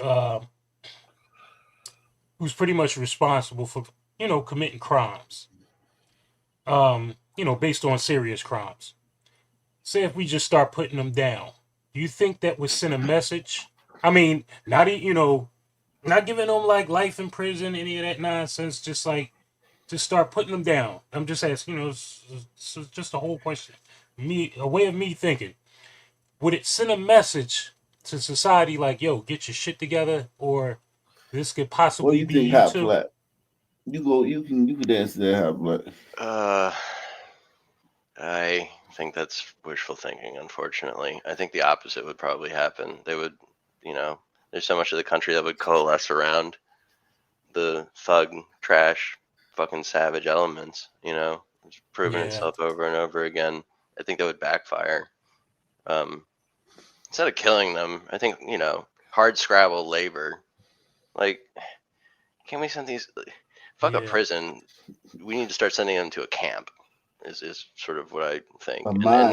not an extermination camp, but good old forced labor camp. Put these, put their athletic black bodies to work, doing something for society. So how about chemical castration to prevent them from, producing future sons? 100%. You got, I'm with you on that one. But again, I don't think Yeah, it'd be man. popular. Hey, listen, it'll send a message. Go ahead and chemical castrate all the fucking violent murder, fucking dope fiends that we've got. Right. White or black. Let's get rid of that. Let's get rid of that bad seed, from reproducing potentially in the future. Hey, well, from a bad seed, from a bad germ, you get bad seed. So it's just gonna keep. It's just gonna Sure, keep. you're right. It's gonna I'm be sure a you're right. vicious cycle. It has to stop somewhere. Salute to Andy Armour, man. Shout out to Andy Armour, man. Coming through, man. Once again, appreciate you, man. Juan Miguel Wano says, hey, did you go over the Fred Curley police beat? Nah, we gonna get into that, man. We just going over my algorithm. My algorithm is crazy, man. Yeah, it's the algorithm. Life can take a turn. Yeah. Yeah, it really is one of the most traumatic events that we've had in our 32-year tenure here. Wednesday night, in a quiet residential part of 32 Northfield fucking years, and the Township, first 3 murders people is were this. shot inside their home. Husband and wife, Jeffrey and Jennifer Bernard, and Jennifer's 74-year-old father, Stevie Smith. Jennifer and Stevie were killed as Jeffrey fights for his life at a local hospital. And so you visited the hospital. How is he holding up? Jeff was conscious, and Wow. we told him, Jeff, we need you to fight. We're going to pray and hold your hands up and believe God for a miracle in your body. But your daughter What does needs... he look like? He looked like some actor or something. I can't think of who he looks like. This Yeah. preacher. He looks like I know. somebody. I forgot who the fuck it is. Oh, maybe it's, you know what? I think it's a sports reporter somewhere. Okay, no, y'all wouldn't know who that is. body, but your daughter needs a dad. The couple's 8-year-old daughter was kidnapped after the shooting, along Yo, with it's a another child the couple was fostering. Oh, so her daughter was Maybe the the one. foster daughter is black. Yeah, they fostered one black kid. Okay, That's so even that- worse. That's even fucking worse. Yeah. You have your own little daughter, and you're gonna fucking bring that into. I mean, not that everyone would result in this, but goddamn. Just the risk though. Seriously. We always talk Yeah. about these white towns that have like 3 murders in a 20-year period. You never really get into that. 3 of those 3 murders are probably done by fucking sons. Fucking drifter sons roaming through town, kidnapping foster children and slaying the grandparents. Wow, unbelievable.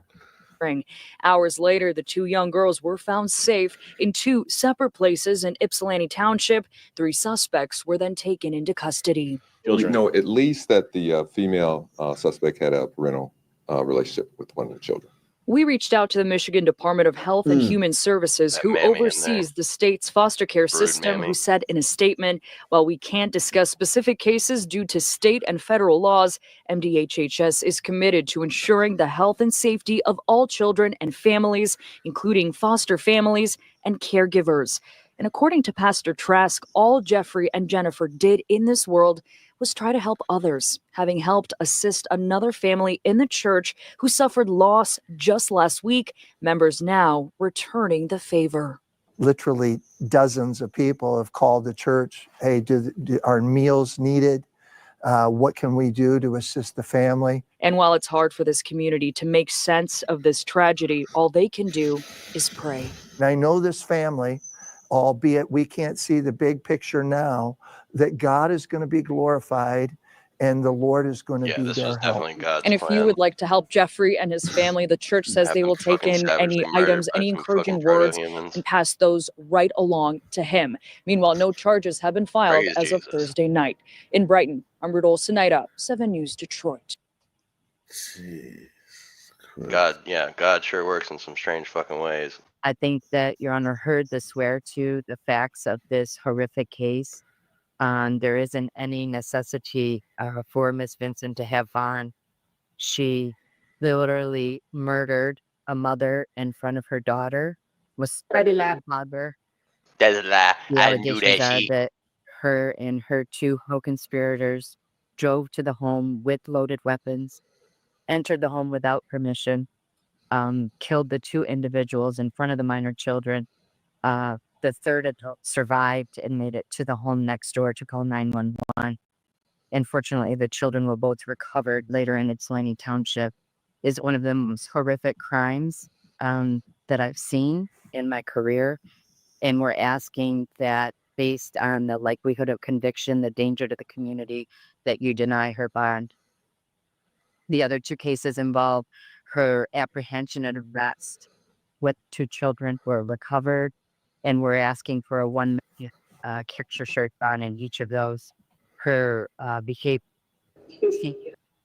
she resisted arrest, Laughing and shit. spit on one of the officers, had a weapon on her, was trying to get to the weapon after they had her in custody. So she was threatening to kill those officers. So she should not be someone that's allowed into the community. So we're asking for a high cash or surety bond on each of those cases. Thank you.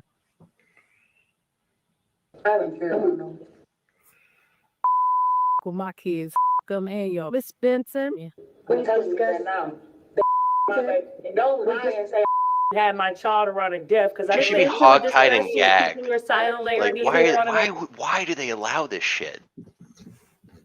It was a glider. Listen, this is America, man. This wasn't built like this justice system wasn't built for this with this in mind. Even if it was built for this, it wasn't built for this happening so often and so frequently. Wasn't built for like such low IQs. Temperament too, just start pressing the button, man. I'm trying to tell you. A lot of this is temperament, which can be attached to IQ, but like restraint, shit like that. These people would have the ironic thing of what Mr. Philly saying is if she was in her own homogenous country, what you are suggesting would have happened like almost immediately. Long ago, right? Like they would have, and as much soon more as they would savagely. have. Yeah, they would have realized like they wouldn't have needed to do an investigation. They would have came on the scene. She'd have been like, yeah, and then it would have been like, all right, cool. Get the tire. Yeah.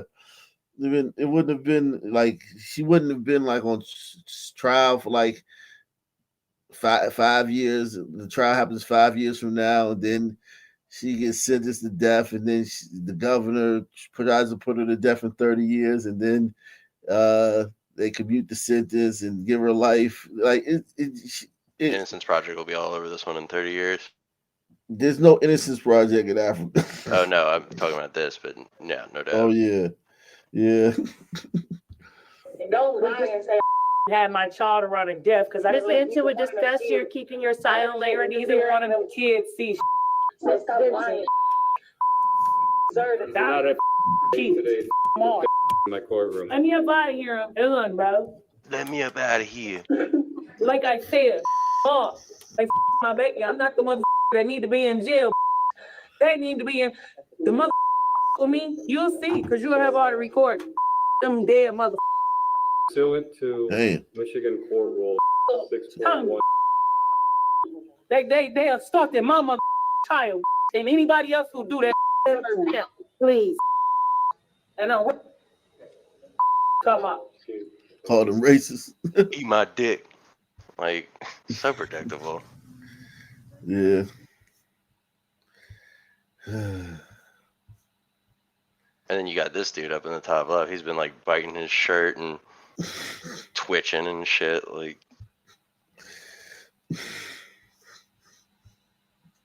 Two people are behind bars tonight after being accused of trafficking minors. Albuquerque police arrested Tajani Johnson and Roderick Norsweather for trafficking a minor. Today, detectives say they were notified that a 14-year-old girl who'd been reported missing was soliciting sex near Central and Rhode Island. That's near the International District Library. The girl agreed to speak with police, and she said she began doing sex work in 2024 in California after a man named Roderick picked her up for a date. The 14-year-old said Roderick threatened to kill her if she didn't start working for him. Both Johnson and Norsweather are behind bars, and APD is working with the NMDOJ for further prosecution. Gorilla pimp. let me get that straight. The guy's name is Tajante Norsweather. Norsweather? Yeah, man. What happened there, man? The Viking. It's cracking, man. It's out here cracking. Salute to Amazing Disgrace, man. He says, I came from celebrating the streamer that died recently. I came here to cheer up. LOL. RIP Legal Vices. Oh, Legal Vices. I don't know who that is, but he died. RIP to him, man. Well, in Brooklyn, a man who became a neighborhood icon now faces a harsh new reality. Yeah, the co-founder of the beloved Bed-Stuy Aquarium. You see that new reality right there. Now facing 12 years behind bars after being sentenced for attempted murder and gun charges. Pix 11's Corey McGinnis joining us live from Bed-Stuy with more on this plot twist. Corey. Hey guys, good evening. This shocking turn of events really sent ripples through the neighborhood. Many in disbelief that the man who brought joy to the neighborhood with goldfish is the same man now facing time behind bars. No, for a long time. Jaquan Irving, visibly emotional, struggled to contain his tears as he spoke about his longtime friend Haj Malik Lovick. When my boy grew up. Irving was seen supporting Lovick's family outside a court hearing Friday morning, offering comfort despite their desire to remain out of the public eye. Got to be strong for him, more so than anything. Lovick received a 12-year sentence for attempted murder and gun-related charges, though the family declined to speak on camera. Irving has been vocal about their shared pain and resilience. But we still, in shock about it. You know what I mean? It just, we just confused, we hurt. You know what I mean? It's just, what happened? Love my brother. The sentence stems from a shooting incident in June 2023 in Bed-Stuy, where Lovick was involved in a dispute with a 51-year-old man outside Lover's Rock restaurant on Tompkins Avenue. The altercation escalated, resulting in Lovick shooting the victim. The injured man was rushed to Kings County Hospital for treatment and was released. What was in your mind when you found out 12 years? Just put my head down and prayed. That's all I can do. Lovick gained local fame. Yeah, they're about to talk about it, actually. You could play the video. This is what I was about to say. For his charming community project, the Bed-Stuy Aquarium, where he and his friends transformed a simple puddle into a vibrant pond with... The bars in hell, man. Yeah. What can you even say, man? The bar is in hell, but No solutions. Hey, but look, he did the most with what he was gifted with, man. So he abused some goldfish by putting them in a little fucking concrete box with some leaking water from a fire hydrant. Yeah, let's give him a fucking award. I mean, rip, right? But hey, man, look, you turned his life around. that's good. You're trying. Here's an award. Yeah. Charming community project. Listen. You want to incentivize that type of, you want to incentivize some men that are not leading a life of crime. Like, I don't have a problem with them You're giving definitely them an right. award. You're definitely right. You know what I mean? Like, eat the goldfish. yeah, no, I don't have a problem with that. trying to incentivize that type of behavior. You know what I mean? Trying to, it's like, good, that a boy, like, you like your dog, like, yeah, little guy, get the ball. Like, you know what I'm saying? I don't have a problem with that. Lovick gained local fame for his charming community project, the Bed-Stuy Aquarium, where he and his friends transformed a simple puddle into a vibrant pond with 100 goldfish this past August. The project quickly became a beloved fixture in the neighborhood, attracting attention from locals. But now he... White people are just so fucking... Like, white people, like, what would we do without white people? Oh, how delightful. Look at everybody who's interested in this is a white people. The niggas is just like, they don't appreciate that. And that's who gave him the award. I guarantee you that's who gave him the award. You think? So how would you explain this? How, like, if I was to ask you this, explain this to me, what would be your explanation? That This some man behavior. got killed doing which part of it in The particular? glider behavior. Oh, the gliders. Well, I think, it piqued their interest, I guess. And then they, a lot of them probably wouldn't. They're probably more impressed to see that it was a Sun man doing it. So they're, again, like Ox said, attaboy, there you go. It's just so nice, man. Like, look, hats off to the gliders, man. Well, the God's honest truth is most gliders want Sun people to succeed and don't want them to be the dregs of society that fucking murder them in their homes over, delusions of fucking child abuse when in fact they're actually the ones caring for their wayward children. Damn, what I missed. I mean, just to pick out an example at random. Yeah, you I would have gone with like carjacking, like a more typical one. Oh, you missed the last story. Go back and watch that shit. Yeah. Gained local fame for his charming community project, the Bed-Stuy Aquarium, where he and his friends transformed a simple puddle into a vibrant pond. Somebody said call it a black quarry. Look, why does it say Quan on the a black quarry? Where do you think he's getting these goldfish from, by the way? Quan, that's probably the goldfish name. Quan, man. You probably gave him all Negro names. Look, Traviante. Glock Travian. Yo, is it, am I that person, Nog, for not being impressed at all by this? Like, just whatever? Yeah, you're a bad person. Yeah, you are, man, because you don't understand, man. He probably did a lot of time. He probably been, in and out of prison or in and out, just basically shelters and jail his whole life. And then he made a turn, man. And listen, if there's a Sun man in the community that wants to get involved in something, you do want to support him in that, man. You do, like, trust me. I've been in these. No, you just want other Sun men to be like, okay, keep him busy too. But you want other Sun men to be like, okay, if I try to do something different, there's a support network there for me. And even though the only problem is that we don't operate normally, so it doesn't have lasting power. It doesn't multiply with us. You know what I'm saying? It doesn't move forward. It'll just be that Sun man.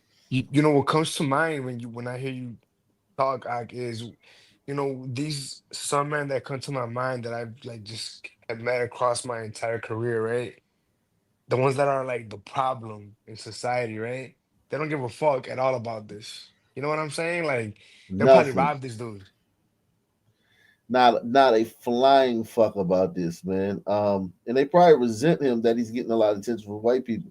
They probably hating him. They probably would want to like piss in there or something or destroy it like early one morning when everybody's asleep. 100 goldfish this past August.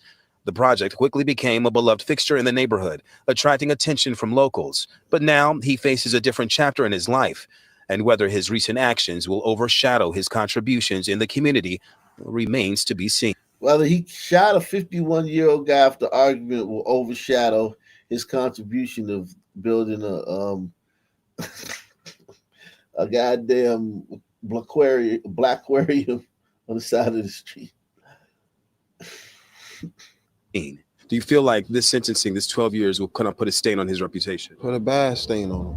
Put a real bad stain on him, and just put a bad light right back on. To me, it seems like 12 years is gracious, man. I mean, considering we know he has a long record, just from looking at him, For real. it seems like 12 years is he hit the lottery, man.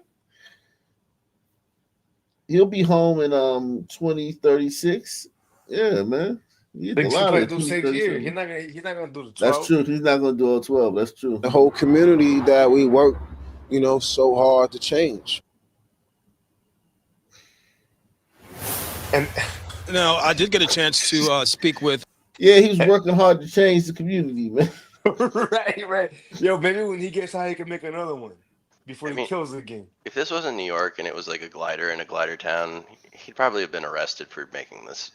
And he would probably have been retarded. The glider would have the glider that was doing that would have probably been mentally retarded. Yeah, man, no. And they would have been. They'd have been like, oh wow, like goddamn William. Freedom like radio. William. Yeah, he's Maybe just, so, but I think ironically they have less tolerance for their own. I mean, but you gotta understand how I think us too, Pat.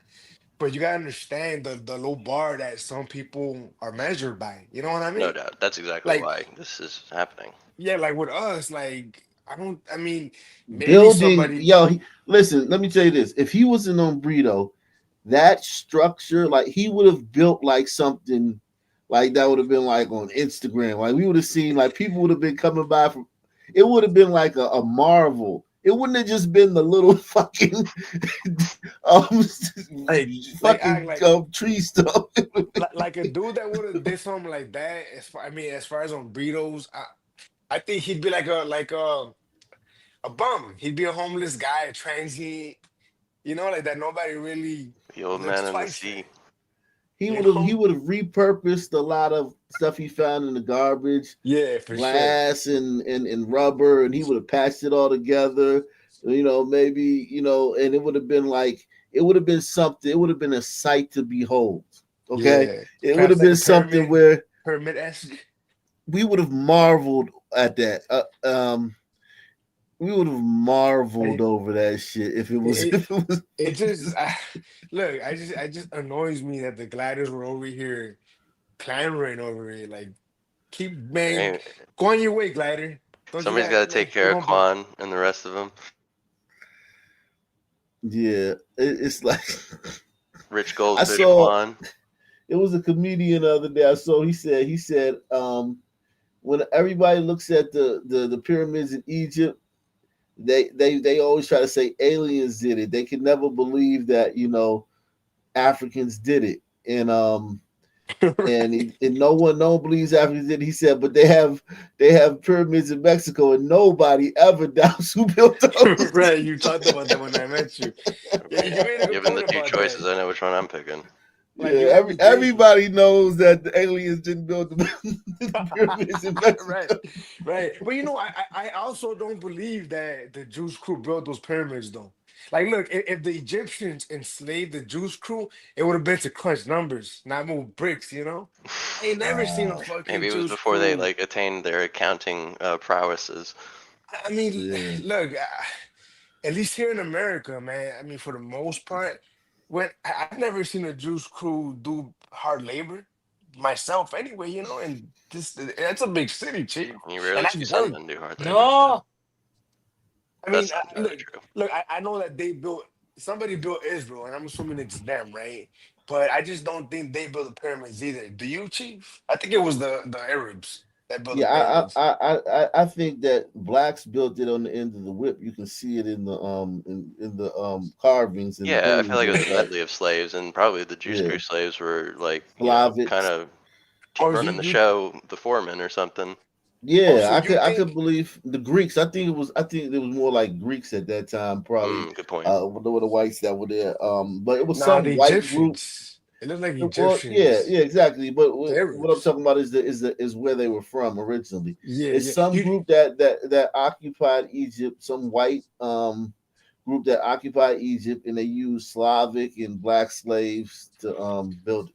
Yeah. Well, look, I think at least maybe you might not agree or not. I'm sure Hat does. If the Sun people built it at the end of a whip, nobody worked harder than the dude whipping them to get these motherfuckers to move, man. Yeah, they had some good overseers. Goddamn. Like the overseers probably lost their arm. They probably lost their wrist after after years of like driving. Look, I'm sorry, Yak. I'm sorry, Chief. It's just it maybe it's my lying eyes, Yak. I'm sorry, bro. Yeah, man, that was cruel, man. That was too much. Salute to Deluxe 247, aka Cal Ripken, aka the real MVP, coming through once again. Also, salute to my man Steve S. Man, Steve S. is definitely a great contributor last year. Steve S. Man, thank you for all your contributions to the like I could see like these son slaves like attacking the fucking driver, Chief. Like you feel me? Like I don't know, man. Well, I mean, to build those pyramids, that was very labor intensive work. I think they also used, labor, like paid labor. Like I've read stories where they paid some of the workers in barley, and there were a lot of. I think it was a lot. These things took 100 years to build. It wasn't like one generation built it. Like the people who started it, they were like their kids, their grandkids weren't even around by the time it was finished. Right. And I'll say this too, Wak, as far as the burritos, right? And over here, the pyramids, I guarantee you, Chief, with utter confidence, that those burritos that built those pyramids, they for sure were drinking whatever, I think they call it chicha, drinking beer after, and eating corn. You talking about the shit that the women chew up and then they spit it into the thing? No, the chicha was like I guess a beer. It was like basically beer, but it was like I forget what it was made of, But these burritos were drinking beer after a long day's work, and they were eating corn. I guarantee you that. Yeah, and I bet those pyramids in Mexico went up way faster than the ones in A bunch of corn fried burritos will do that. Yeah. Let me move along, man. Now, I did get a chance to speak with Lovick's attorney, and he tells me that he's in the process of filing out paperwork for an appeal next week. Also, the parents, the family of Lovick, they tell me that they are asking for privacy at this time, and they have declined to comment. We're live in Bed-Stuy, Brooklyn. Corey McGinnis. Man, We're in front of the entrance to the subway station where a man was pushed onto the tracks as a train was approaching. It does look like he will recover, but it does also underscore some problems. Did you see the real footage on Twitter? Oh my God. How did he survive? I don't know. He went like straight under it. Man, that's God. Look, if he didn't believe in God before, he has to now, man, after that. You saw it with it? No, but if you guys are telling me how you man, I mean, he waited. The Sun Man waited till like right when the train was pulling up. Like he was strategic about that shit, and he didn't die. Yeah, it's almost like he hit the train before he hit the ground, before he hit the tracks. That's how close it was. Damn, I'm gonna look it up. It must have gone right over him. Yeah. Take a look for crime on the subway overall. The year that just ended compared with 2023, overall it's down about 5%. But look at that. Murders, a big rise. There were... You know what, man? Like, here's my thing, man. Like, pickpocketing and fucking, public indecency and, that I'll live with that if you could cut the murders down. or at least not the murders, just the Sun Men pushing people in front of trains once a week. Man, I hate or setting them on fire too. You know what I mean? Right. Yo, I hate all of it. Every last bit of it. They're doing drugs on there, the pissing on there. Me too. All of it I hate. The fucking yelling loud in there. Yeah, fucking rapping your bullshit. But if you could just get rid of the strictly violent crime, like I would accept that at least. Yeah, murders up 100%. Pickpocketing is down 5%, and murders are up 100%. Yay! That is a wild stat. 5 of them in 2023, 10 in the year that just ended. a 100% increase that's causing many to say action needs to be taken. This is the train and the platform where 45-year-old Joseph Linsky was pushed in front of the oncoming train on New Year's Eve. The alleged attacker, 23-year-old Kamel Hawkins, was described by family members as having mental health challenges. A similar description of the man accused of fatally setting a woman on fire on the subway 2 weeks ago. Those violent crimes, as well as 3 stabbings, one of them fatal, in the same period, have Governor Kathy Hochul saying she's taking action. People are anxious. I understand this. What else is needed? We need to change the. You want to talk about DEI?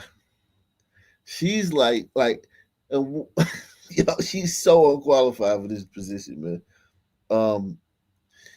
It's like Kamala, you know, like how they just keep getting jobs. Like they'll get a job, they'll become a DA of a town, then they'll get promoted to DA in the city, then they get. It's like they just keep failing upwards, and then next thing you know, she's the fucking governor and shit. Next up, president. Right, like she could literally be vice president. I don't know if she's president material, but she could run on the ticket with somebody, give them some diversity or some shit. You know, have a woman on the ticket, and she could end up in the fucking White House. This moronic woman right here. 2 weeks ago, those violent crimes, as well as 3 stabbings, one of them fatal, in the same period, have Governor Kathy Hochul saying she's taking action. People are anxious. I understand this. What else is needed?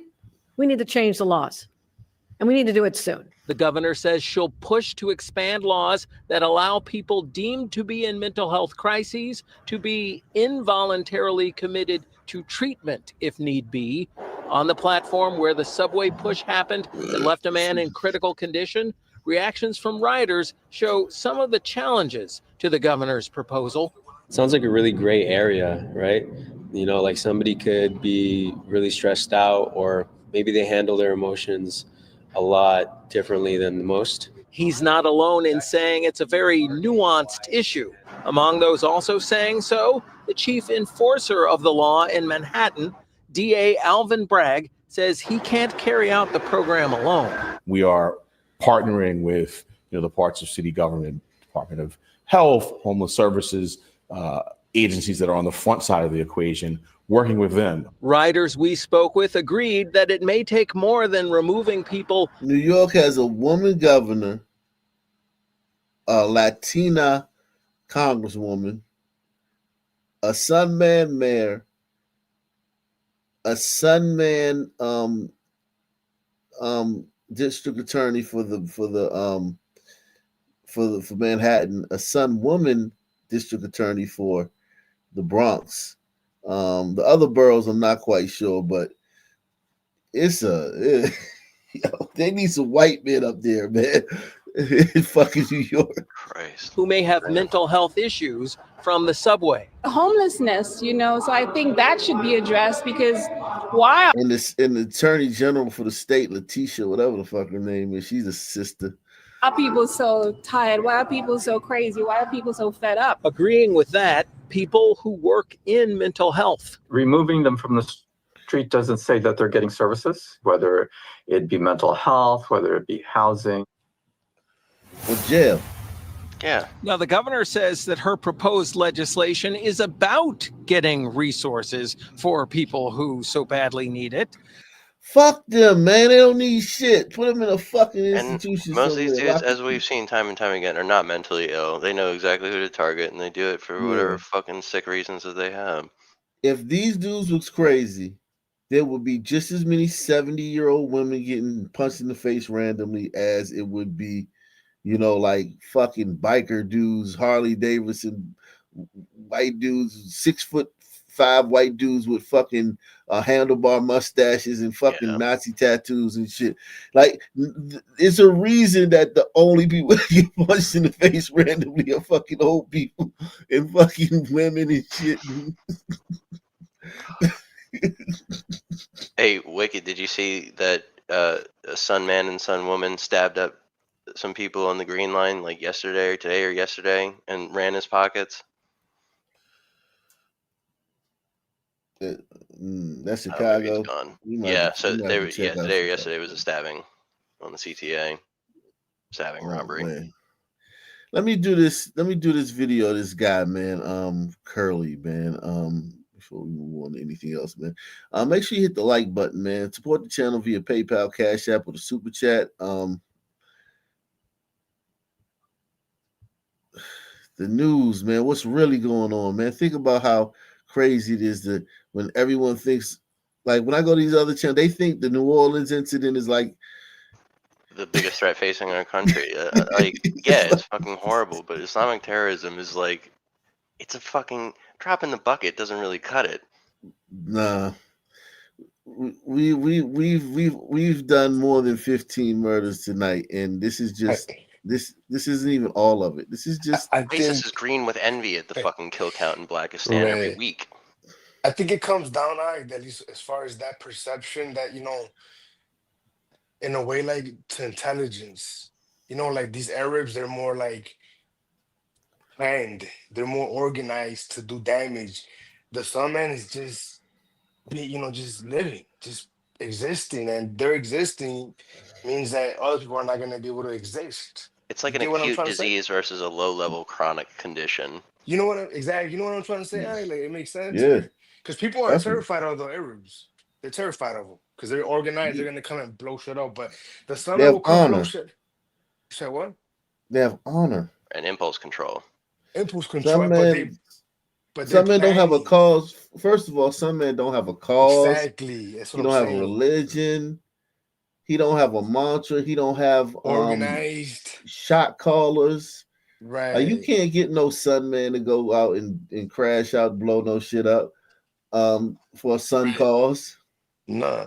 I mean, but again, the same way that the Sandman will cause destruction for the purpose, the Sunman will cause that same destruction, but for no reason. So it's kind of like, Yeah, because you looked at him funny. yeah, it's like how can you get mad at a dog for shitting in your house? It's a dog, he's gonna shit, This guy's an Olympic track star, man. You might have seen him during the Olympics. Body cam off. Turn your body cams on, cops. For your own good. Yeah, they're up to no good. Oh shit!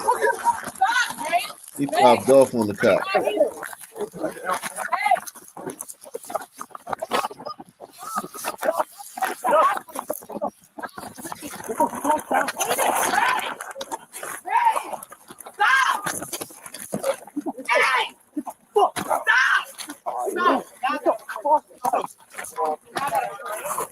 Yeah, he's got the cop down.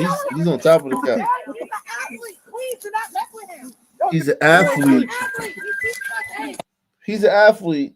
Stop. Just let him, continue to like lay on top of you. Right. And beat Why you. didn't you say so? Yeah, right. We would like, yeah, like this is so fucking annoying. Okay, now let's stop this. Put your hands to the back. Please stop. Get the fuck down. Yeah, he's a world-class athlete. Track stars are very strong. A lot of people don't know that. Like, you have to have a strong upper body. Your core to be an Olympic track runner, to run the 100-meter under 10 seconds, your Right. core has to be insanely strong, man. Your endurance. Oh yeah, his endurance is through the roof. Get down.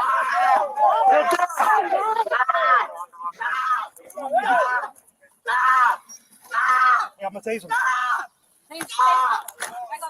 Oh, they got a woman. That's what it was. They Oh needed my 3 God. men.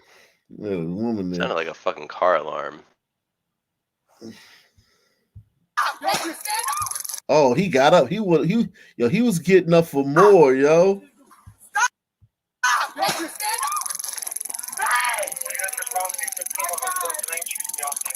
Yeah, they had to chase him. Stop! Stop! Stop! He didn't do anything! He didn't do anything! There she is. Right on cue. Stop! Stop! Stop! Stop! You know, legend has it, right on. That when the cops are arresting the brother. Get back!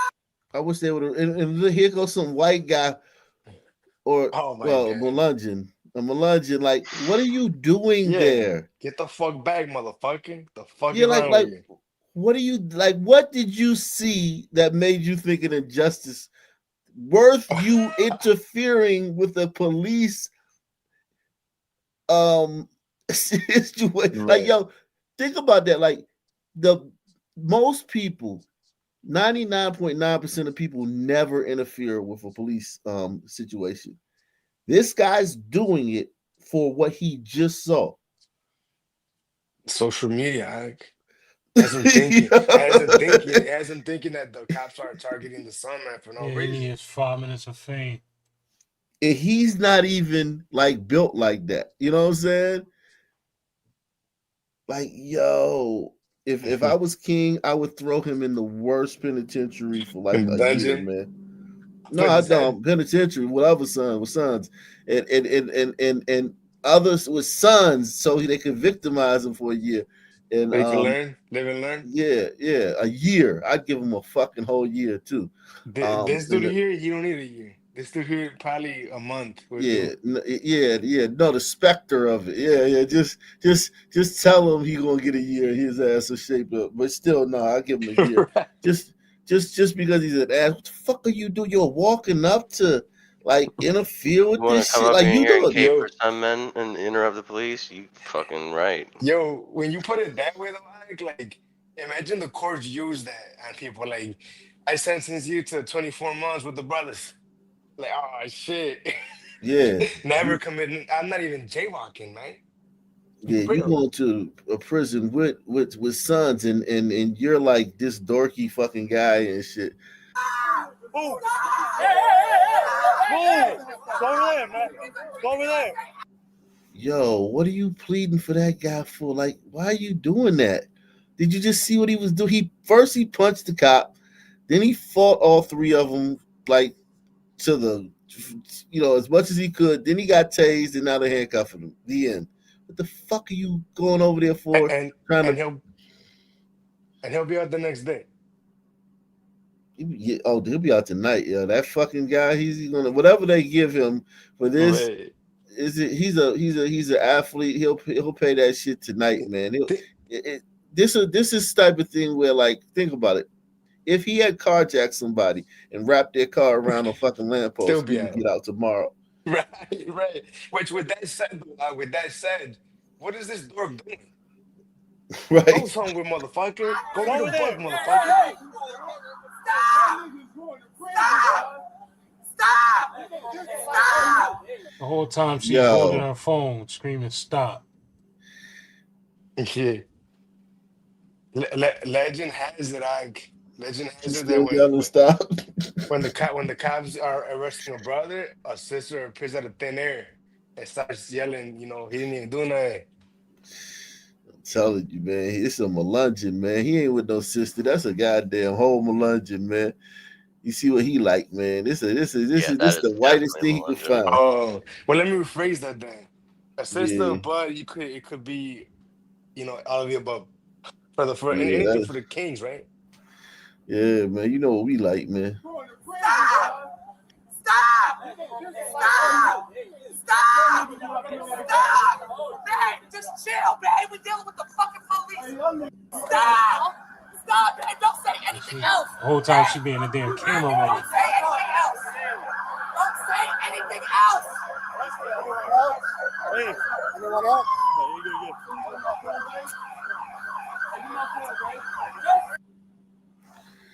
God, people are so terrible, man. What a tragedy. I know, man. Let's see what the people are saying about this, man. And all this because Eve ate the apple. If she would have just not ate the apple, would have been good. is that Olympic sprinter, at the end of the day, you still a black man in America. That did me yet another lesson to you. Right. Still just Yo, some word. you know the craziest, like one of the craziest king meme I ever seen was when I think it was about the content of the character. He's like when your face when you discover that your people were being judged by the Yeah, content of the character. exactly. This one says, just comply, bro. Why y'all always got to give these cops a reason? A reason to what? Like, not let you kick their ass?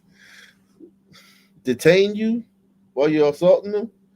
A reason? Like, what do you mean a reason? It says, wow, these things seem to be a regular occurrence. This dude said, I bet if he ran, he could have gotten away. Yeah, oh yeah, definitely. Oh, 100%. But the Yeah. other one is correct. It feels like this is a common occurrence, if you know what I mean. Oh yeah, it's 1000% a common occurrence, man. It's just who they are, man. It's just who they are, man. Robert Griffin, I saw this earlier. He you see his nice, beautiful white family. So you know how he has when you got a white family and you're a celebrity, you can never take the side of the white person. You can never say white and bright. Yeah, you can never say anything nice about a white person. But this one says, this is a complete overuse of force by Miami-Dade police against Fred Curley.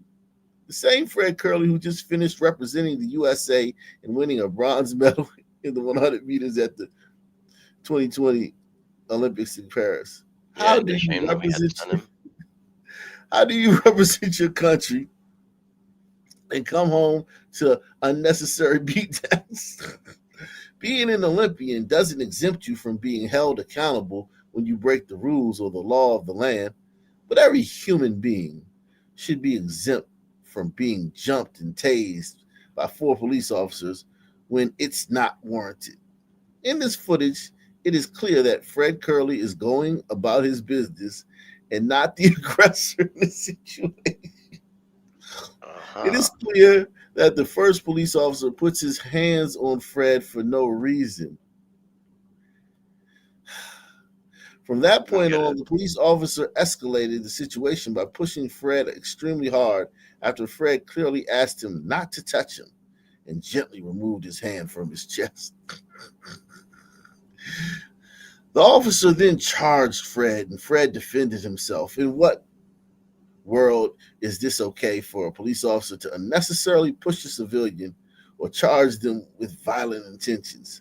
Watch for yourself and you will see that none of this was necessary. Murderers and terrorists get treated better than Fred Curley was in this situation. Both of the terrorists from this weekend are dead. Yeah. Yo, that's the kind of sentence you gotta end. You have to end with "We was kings." You know what I'm saying? When he said that both terrorists and murderers get treated better, you gotta end that one with "We was kings." Ask yourself, where is the audio from before the fight broke out? Oh my God. Complying with the police is always the best option, but American citizens should not be put in situations where they have to defend themselves from the police. The police are supposed to be helping us, not harming or intimidating us. This nigga wrote a think piece. Was that accomplished here? No, it wasn't. Protect and serve the community, uphold the law fairly, and ensure public safety. Is that what this is? No, it's not. This is abuse of power. Fred Curley didn't deserve this. No one does. He made me want to watch this shit again. I think I missed something. Yeah, I don't know what he was watching. It makes me wonder what's the point of it all, man. Maybe Fisherman is right. Burn it down. Let it burn. Let me watch this again. Hold on. So this is the pre-recording with the body cam. It records 30 seconds before they turn it on. So once you hear sound, that means it's on. Okay, so he wants to fight. So the officer he's approaching the officer aggressively. I think exactly. He double parked. So he double parked, and they're surrounding this car, and he comes all aggressive towards the cop.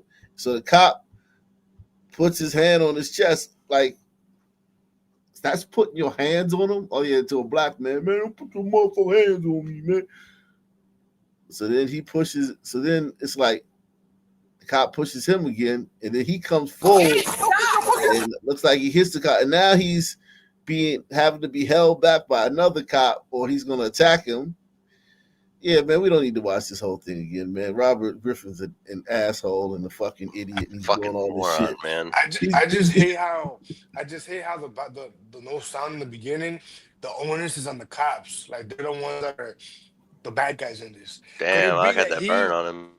Could it be that the stuntman was talking shit and he looked to me like he was talking shit? I cooked his ass, huh? Yeah, you did. I had to, man. My son got his jersey, man. I got a little RG3 jersey for my son, man. Because the Redskins, because he played back when they was called the Redskins. And yeah, man, I liked RG3, man, but fuck it. No mercy, man. No mercy, man. No mercy, man. Fuck that guy, man. He's What an universe do you asshole. live That's a bar, man. Woo.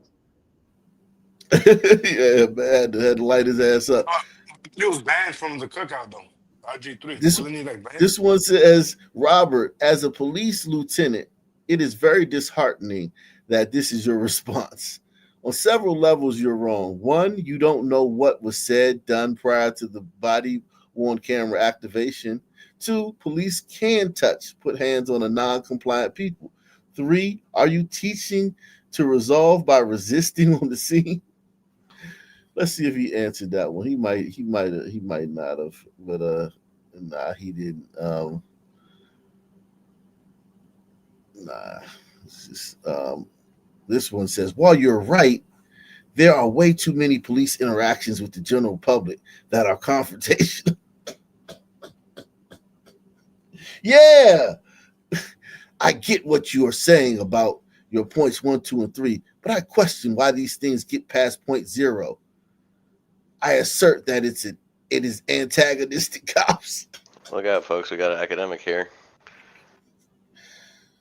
So he says the guy was right, but at point 0, it's the cops, man. So the cops just existing. This is a abolish the police guy, man, I guess.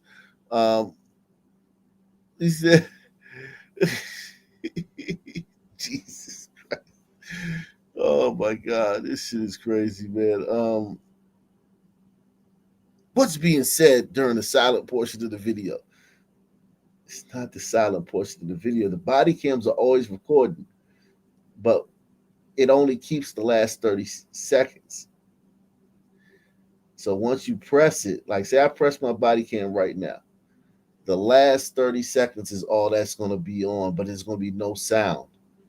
So it's actually a feat of glider like ingenuity that we got those silent 30 seconds where you think it's some fucking conspiracy to hide something. Shit. Fucking asshole.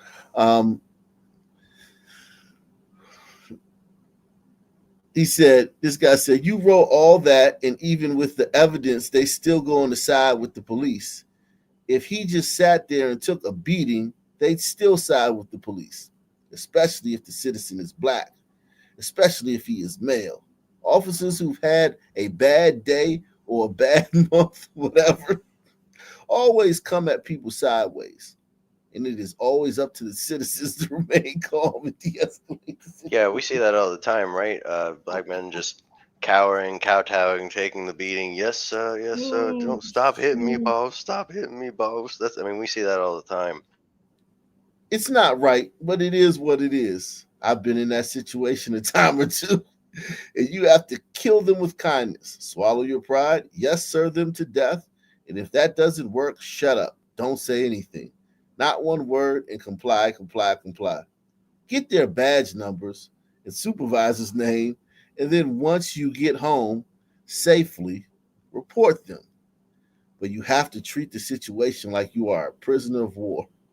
I was unlucky enough to have been stopped by a cop who was completely unhinged one day. By the time it was all said and done, he was apologizing to me. I still reported his ass at the end of the day. Prisoner of war until you make it home. I can't stress that enough. Son, man, if I was a king and I was a glider and I read that, I would kick every son man out of the country. I mean, Even the I'll good take ones. shit that never happened for $100. These people are they're like there's nothing you can do with them, man. They're Right, no useless. solution. You can't even do this with them. You can't even think like how do you build something great with people that are stuck with this is just like we can't agree on this situation. Yeah. And there's no point. There's no point to talk to him about it. It's pointless. Wow. Jesus Christ. Like on YouTube, you can pretty much always tell the Sun people in the comments because like you go on a video about an officer being shot and killed for whatever fucking reason. They're like, "Well, he shouldn't have looked at him like that. He should have minded his own business. Shit, he might Yeah. still be alive if he minded his own business." He was probably a corrupt cop, or it's just Yeah, karma. Maybe he did something something fishy fucked about up. this.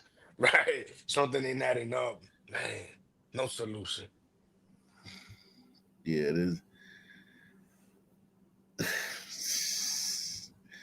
This person said, imagine watching the video and coming to this conclusion, coming from a fan and disrespectful. God damn. Said, I don't care who he is. See how you phrase that? Like they are special. F that. We have to obey laws. Cop have it hard enough as it is. Maybe you should go walk a beat. I wonder what Ice-T thinks about it. Oh yeah, Ice-T thinks this is probably the worst thing that happens since George Floyd. They probably think something's going on. Like black people, like since we got low IQs, we don't realize that like there are hundreds of thousands of interactions between cops every day. We just see these two, this and Ice-T. Yo, what's going on, yo? 2025, they after the black man. Right. That's how we think, you know what I'm saying? Fuck. Yeah, there's nothing you can do about that. There's nothing you can do about that. And you made a good point. Like, how do you build a quote unquote great society with that weighing you down, you know? Yeah, every little thing, because inevitably all little things like this are going to happen constantly.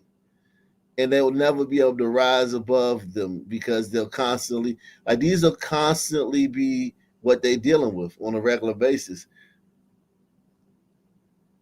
So you'll come see them, you'll see their society, they'll still be like fucking bow and arrows made out of wood. The tips will still be wood. They won't have like metal tips on their bow and arrows, or they won't have like that.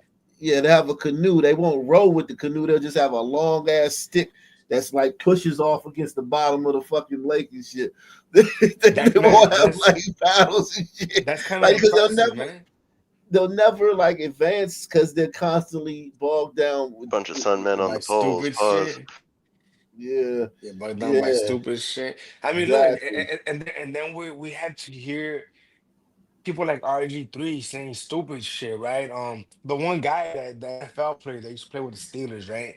They nonsense, right? Like, didn't this motherfucker get to talk? Was he not there that day when his parents gave the talk?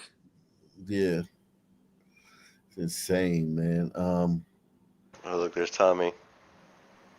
Okay, he said now post some blacks murdering each other. Oh, that's Tommy Sotomayor. Yeah, facts. Wow, murdering each other. Man. Wow. It's just so disheartening, you know? It's really like it makes me wonder, like, man, is it me? You know? And you live in a country with people where you have such a fucking divide from what like it's an objective reality, and two people are witnessing and seeing completely different things. Completely different. And how do you proceed with that? And everything even so smart ones, but you have smart ones like this guy who's just pandering. Like this guy's he's a college educated. That guy never dated a black woman in his life, man.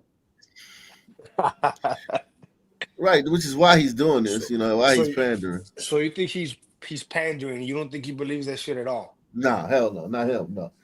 No. See, He now knows. that, He knows that you don't act like that. You don't have to. You right. don't walk up on a cop and bump chest with the cop, and then when he pushes you off, you have to be held back like that. That's like two niggas out front of the club. Man, get off me! I'm about to fuck this Yeah, nigga up. someone's Like gotta you can't die. be. You can't do that to a cop. Yeah, you know what? Correct me if I'm wrong. I think that's worse. The pandering Sunman, the RG3 of the Mhm. world, that's worse Yeah. than the ones commenting that they actually believe it. Because the ones that are pandering, they're like They know better they're generally. making it worse. They're throwing like gas on fire, right? Yeah, but think about it. Maliciously. I think about this. If you got a white wife and you think the black man was wrong in the police interaction, But what's wrong with that? What's yo, wrong with you like that? a super fucking ruckus, man. Like But you, in a logical world, though, what is wrong with that? Nothing. There's yeah, nothing wrong with that. You see the yeah. picture of the Melungeon that posted that video?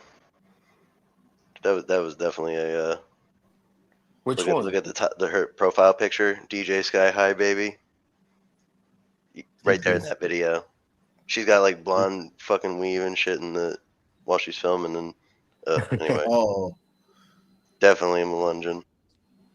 this one says Aisha, Aisha or whatever the fuck. She says this week Fred Curley, a black man, American multiple team USA black Olympic medalist, violent body cam video with taser, transparency, COI. What does that mean? Therefore, I do not know Fred, and I have not met Fred in any way, shape, or capacity or form. I hate reposting for many reasons, but I firmly believe we should always factually address even a partial viewpoint with the video alongside my post. Please keep scrolling if you do not wish to witness this. I will ignore, block, and hide disrespectful commentary. Okay, she's doing all this. She says, this facts. This officer places his hand on Fred at the 9-second mark. This officer has a red string bracelet on the left wrist and the sleeve of tattoo on the right forearm. This officer repeatedly punches Fred in the head and torso prominently with the left wrist and features the red string bracelet. At 1:17, this officer clearly hits another police officer in the head. At 1:27, this officer uses his taser. The fuck? We need this play-by-play from this person when the Sunmen are ruining people's lives. Give us the play-by-play, bro. You got the vice That's president. when they didn't. That's when they didn't see nothing, man. That's when they didn't see nothing. Right. Fuck 12, right? I don't know Yeah. shit. Man, this ridiculous. Make sure you man. support the channel via PayPal, Cash App, or the Super Chat, guys, man. So it's breaking. What's cracking, man? Somebody else got killed by a cop. Nah, No, not just lightly. Nah, just the not typical really. Sunman beating. Just the daily beating of the Sunman by the slave catchers. For no reason.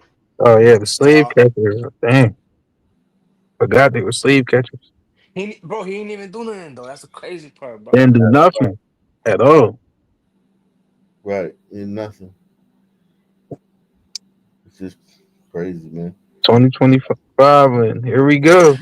The year of the Sunman. Still talking about fucking police brutality.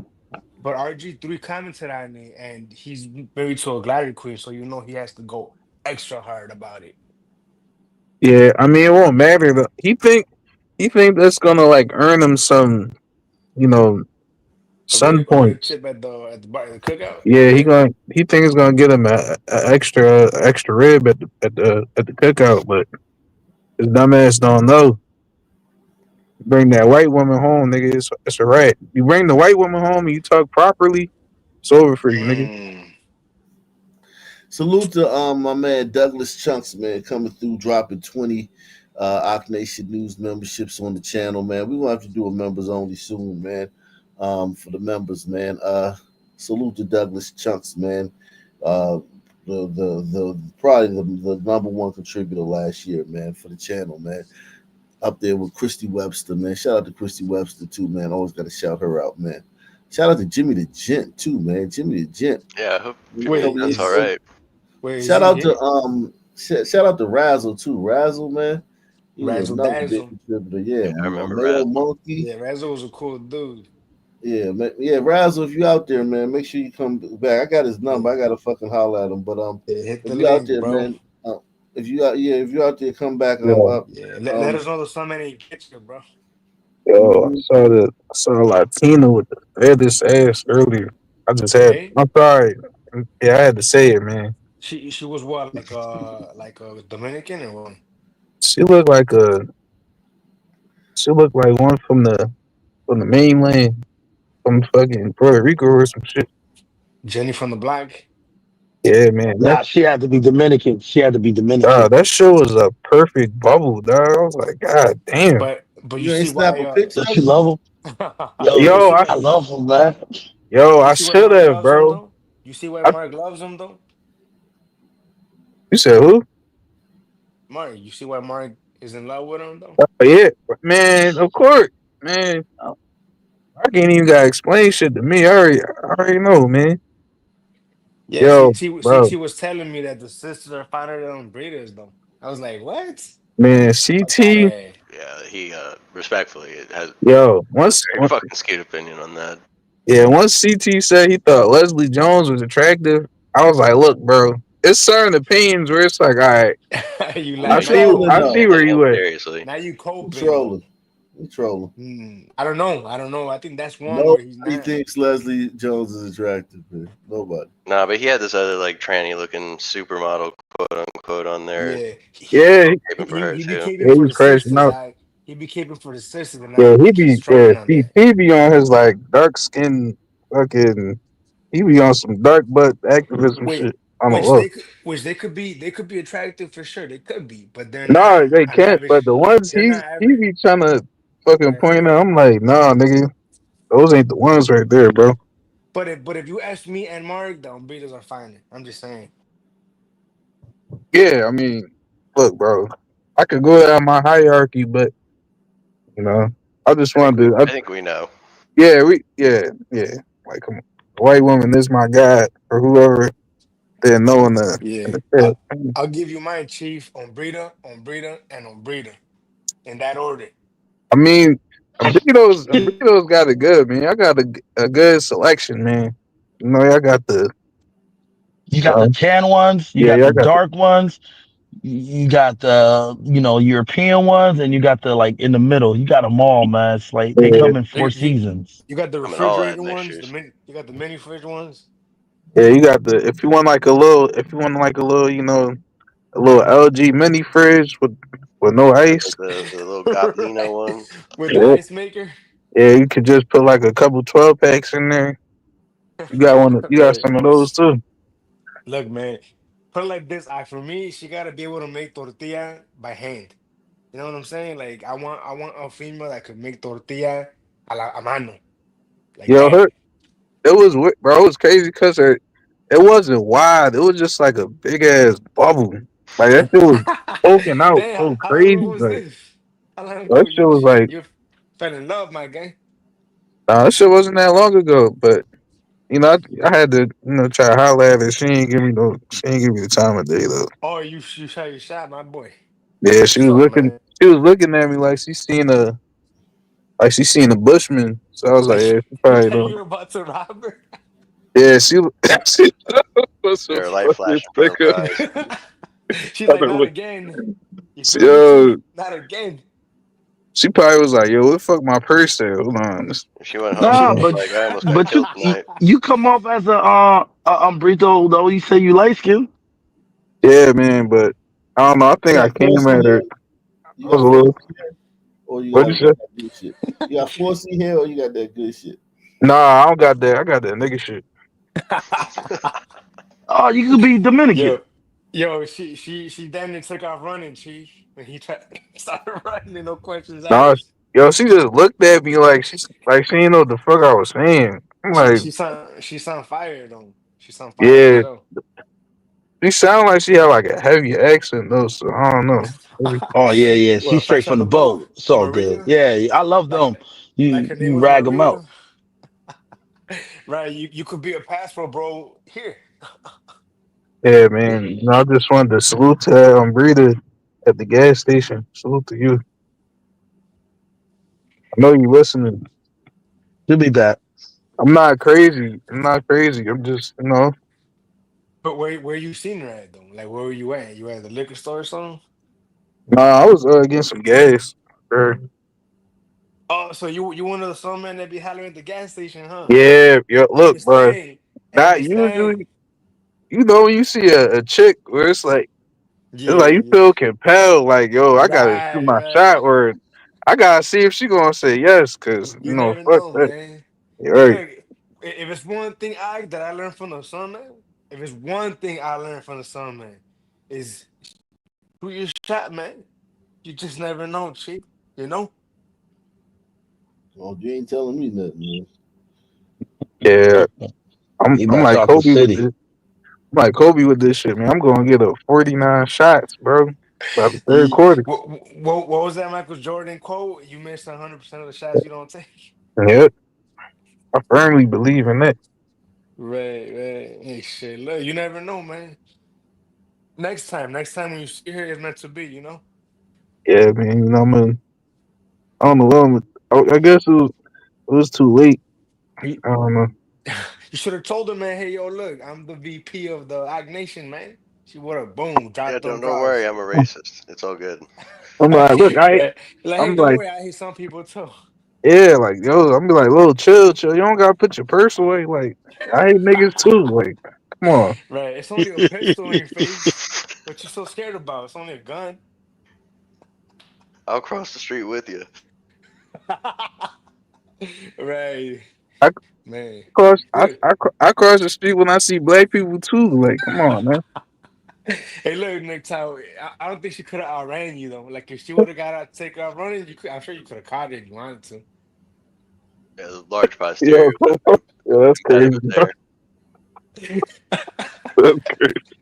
Yo, so that was in Philly, right? Nah, I was out Delaware County. It's right Oh, next to Philly though. Like, was that across the street from Dr. Umar's school nah, around it's the more corner? glad.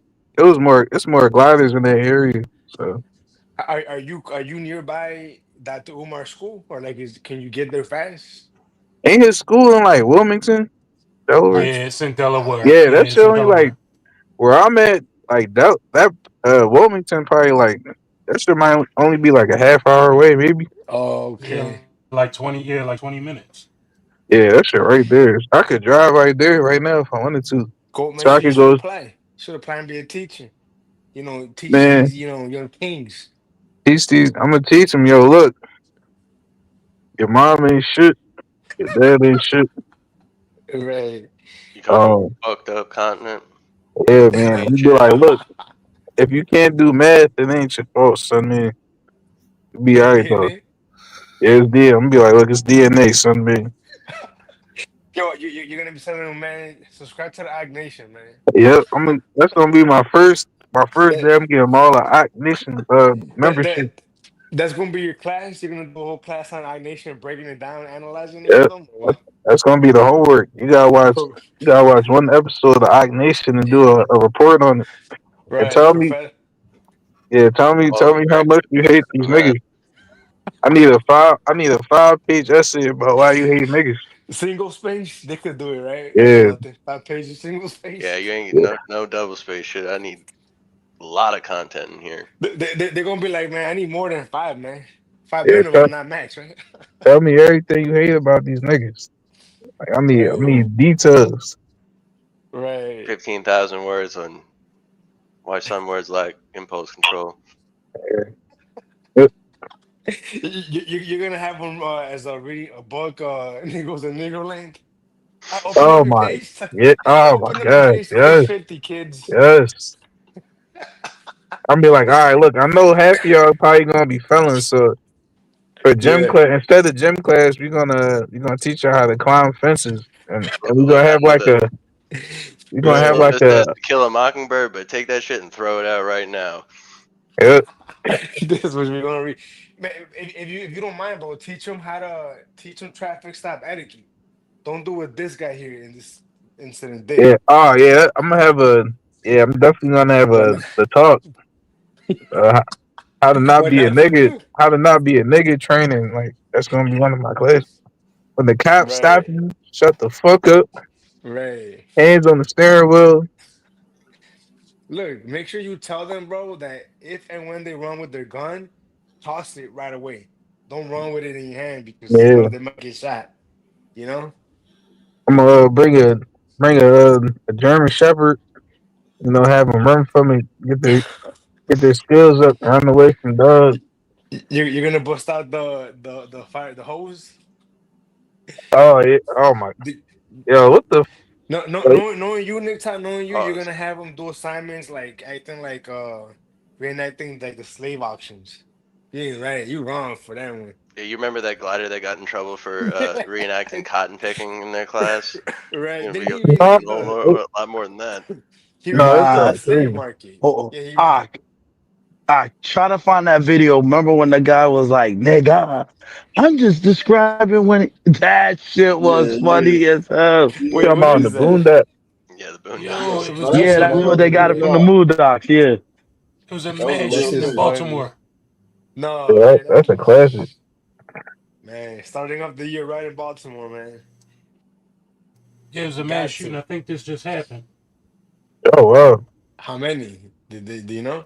I'm trying to find out now. Hey, what was the club at that got shut up? I did it. I did a show on it recently. What was it? That club was in Queens, I believe it was. Oh, okay, New York City, man, stepping up. Someone's got to do it right. Why not New York City? Lead the way for 2025. You know what I'm saying, Nike? Yeah. Luke, how dare you, man? He says, no shortage of material this crazy world giving you No, as a content creator. Salute. nah, no shortage. Funny thing is, Ike is the only one covering it though, but no big deal. Everyone's talking about the fucking New Orleans shit, right? Everyone's talking about that, but ain't nobody talking about the elephant in the room, right? Yeah, a new year, man. Same shit, man, from the sun, man. Let's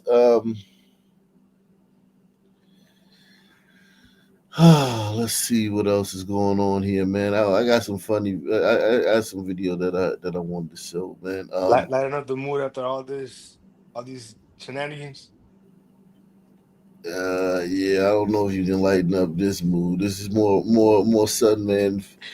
Just make things that make you go, man. Like there's no cure for this sun man behavior. Like, watch this shit. Dilemma, the Sunman dilemma. Yeah, let's see this, man. Who was recently asked by her label to write a soulful record. This is Mooney Long. Mooney is a songwriter who was recently asked by her label to write a soulful record for one of the biggest artists in music. Now, for most of us, we would think to ourselves, sounds like an opportunity. I mean, if I'm a songwriter and I have the opportunity to write a hit record for one of the biggest artists, I'm getting to the bag. However, Mooney not only declined the invitation, but she declined it for a very specific reason, and that was this. Mooney said that she was not willing to write a soulful record for a quote-unquote whitey artist. Yeah. The reason she turned it down is because the artist that she was asked to write the song for was a white artist. Now, look, I'm all for freedom of speech, freedom of expression. You can say no to what you want to say no to. But the thing that really got me about the story, besides the blatant racism, was how her statement had to be made in public. Because you see, it wasn't just her publicist who put the story out. It was Mooney herself, who declared that she was not willing to, quote unquote, sell herself out by doing what she. I mean, I wouldn't really want to enter into business with a mud shark either, or a mud whale in this instance. She just Think about this. They don't understand, and I know you know this, Mystic Philly, but like, so a lot of that stuff from the 70s and the 80s was written by white people. Like Burt Bacharach, he wrote It was a lot bunch of of hits. Earth, Wind, and Fire. They white woman wrote their shit. Like many of the great songwriters. Yes, you got a lot of great black songwriters. Don't get me wrong. I'm not saying that. Smokey Robinson, Babyface. You know what I'm saying? You got a bunch of great black songwriters. But what I'm saying is that you'd be surprised what songs were written by white people. You'd be shocked. That black hits. I'm talking about like that black people love. It's just so weird, man, that this woman would say that, and she's dead ass serious. Like she's dead ass. And this is how you get black women protesting in the street for thugs, because they hate white people so much, and any chance they can find to dunk on white people, they will jump at it. And this was a chance to dunk on a white person, and she jumped at it. Does for a living because it was for a white artist. Yeah. That's the world we're living in, folks. This is what brother MLK Jr. Seemed to have fought for the right to now discriminate who can sing soulful records and who cannot. So yeah. Personal decision, fantastic. Business decision, absolutely ruin her terrible. career. They're probably just gonna go to AI at this point. I'll be honest with y'all. They're probably just gonna go to AI. Jesus Christ. The potential money she could have made from that, man. Adele, come on, man. Think about the royalties of Adele. Like she'd be eating forever. Exactly. I want y'all to see this, man. I found this funny because it's like, you know how soft the NFL is now? This was the promo to NFL games back in the 70s. Watch this. Brown 45! Brown 45! Hot, hot, hot, hot, hot, hot!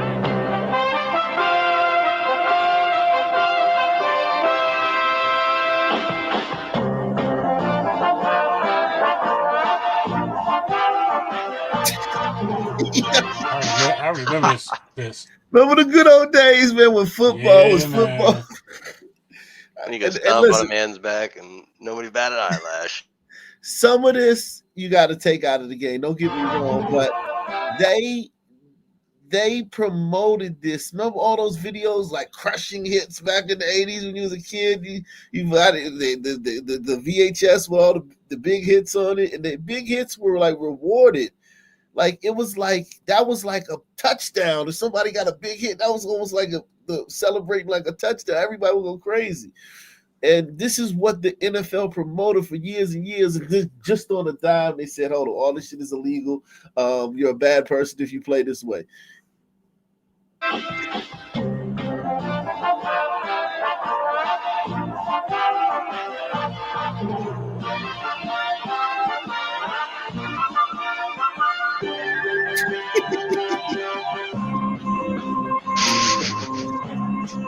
This is not a spoof. This ain't a prank. No.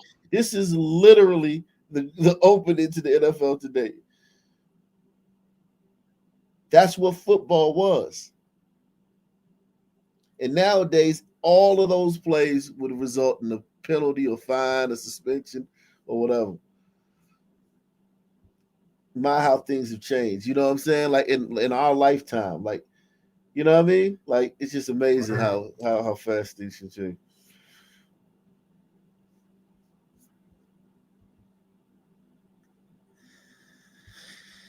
This is DC. These undercover cops in DC. What the? It's the whole bed right here. Back up, bro. Look, wait, y'all was all unders on that bus? No.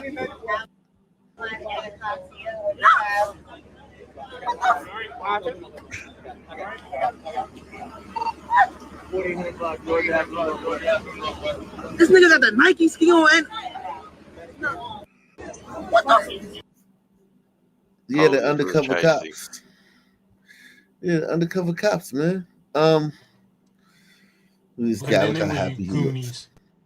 Look how happy he looks, man. Salute to this guy, man. Oh, man.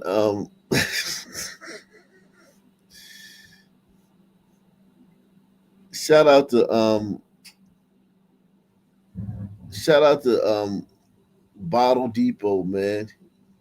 Becoming a member. Shout out to Bottle Depot, man.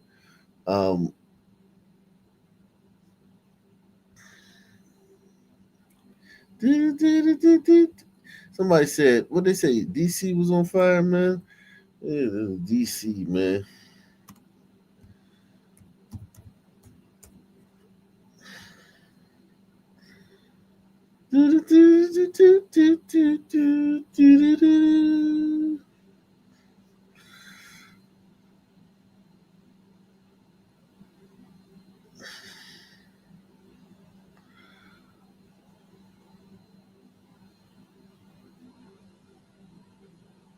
The Commanders made the playoffs.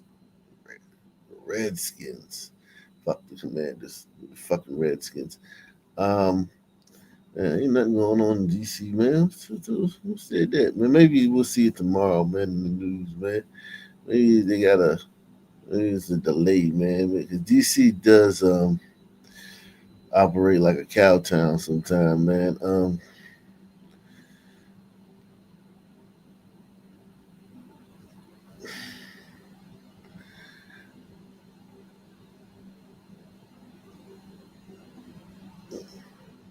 Yeah, ain't nothing going on. Let's see Chicago, man. Chicago. There's always something going on in Chicago. Chicago.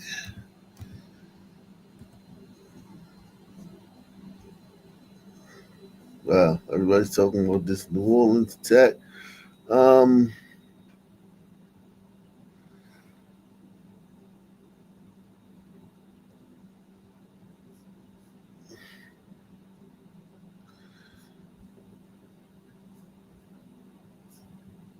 Tonight, as a suburban church was packed tonight as hundreds came together to honor the life of an Illinois state trooper killed while on the job last week.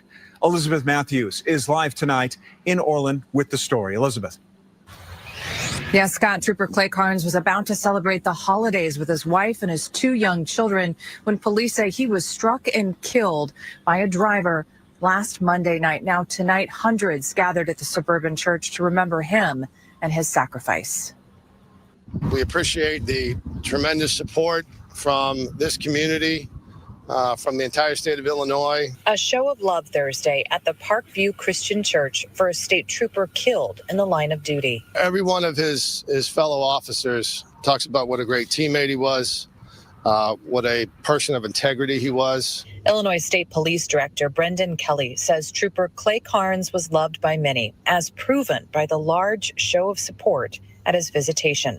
Carnes was with ISP for 11 years, was married with 2 small children, but all that was taken away when he was killed December 23rd. We wish that we were not here. We wish that we didn't have to arrest anyone and charge anyone with failing to slow down and move over. Carnes was on I-55 near Shanahan when a driver hit him as he was picking up debris. The driver was caught and is facing a felony charge of violating Scott's law, which requires drivers to slow down or move over when emergency vehicles are on the side of the road. You got to pay attention.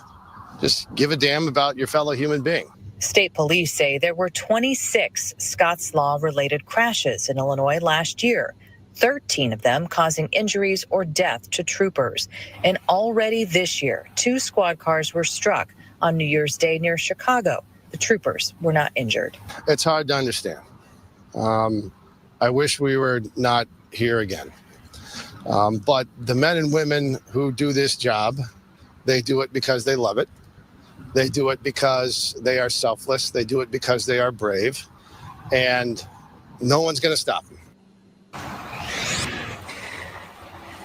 And the trooper's funeral service will be held here at Parkview Christian Church. That will begin at 10 a.m. tomorrow. The family asks if you'd like to make a donation, go to the Trooper Clay Carnes Memorial Fund. You can find more information on our website, fox32chicago.com.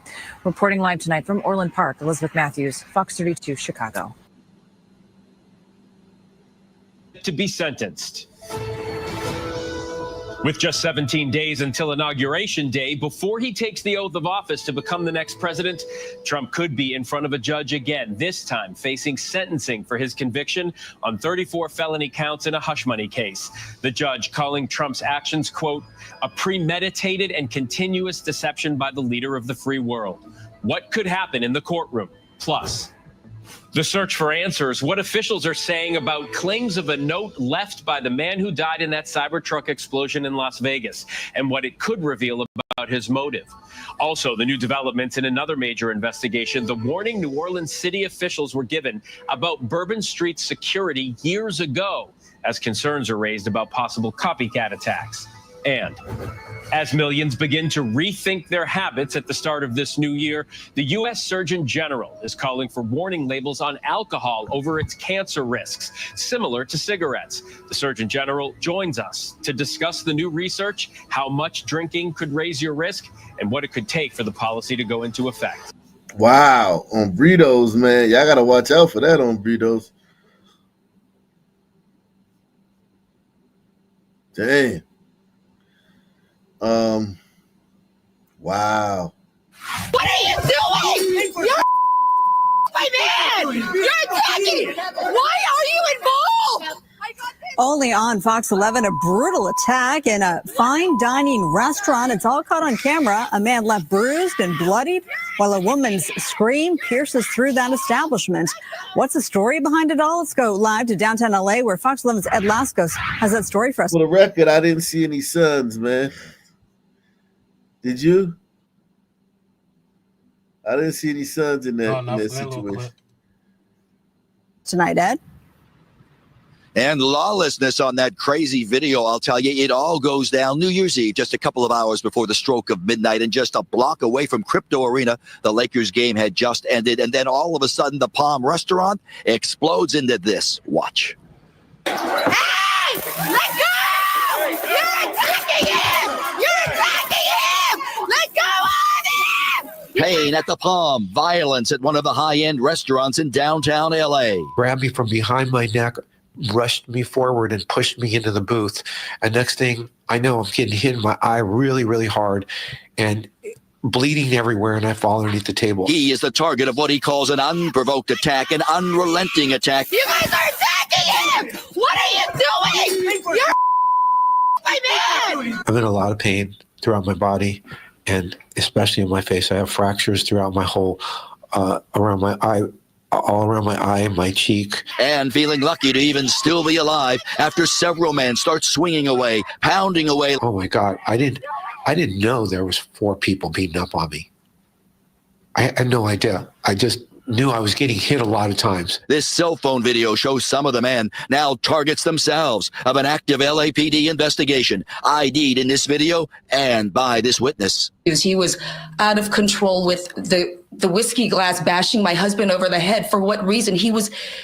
There was no reason for him to. This is why it was so vicious. None of them should have attacked, but that man especially, he was outside of what is he doing? They just wanted to attack. She's the victim's wife, now worried for her own safety after what happened right on New Year's Eve, a night of celebrating turned into a night of chaos. Are you okay?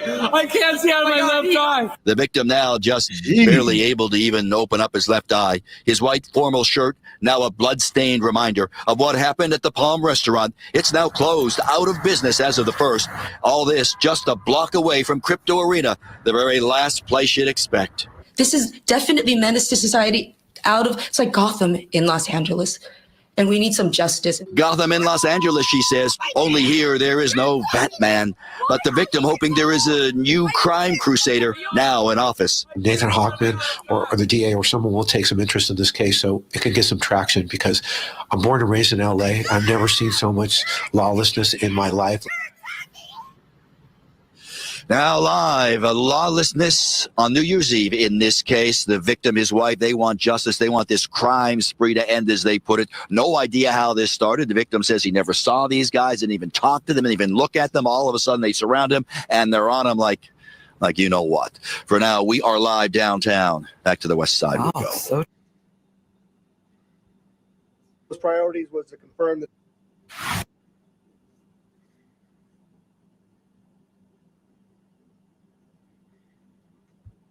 Grandmother is mourning her daughter and stepping in to raise her children. The woman from Arlington was shot and killed by her boyfriend. Tataria McGuire was a mother of 4, and Brittany Moncrief just spoke with her mother about taking care of her grandchildren while coping with unbearable grief.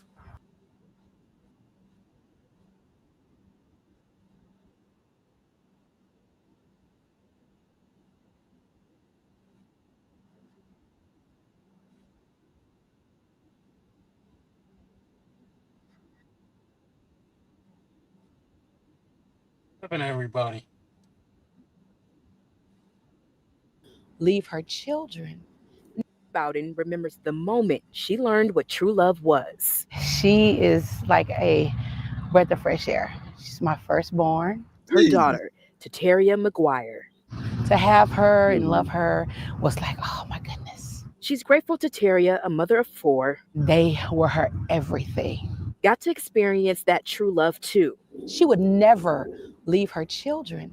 Never, ever, ever. So when she couldn't reach Tataria the night of December 2nd and the day after, I immediately knew something wasn't right.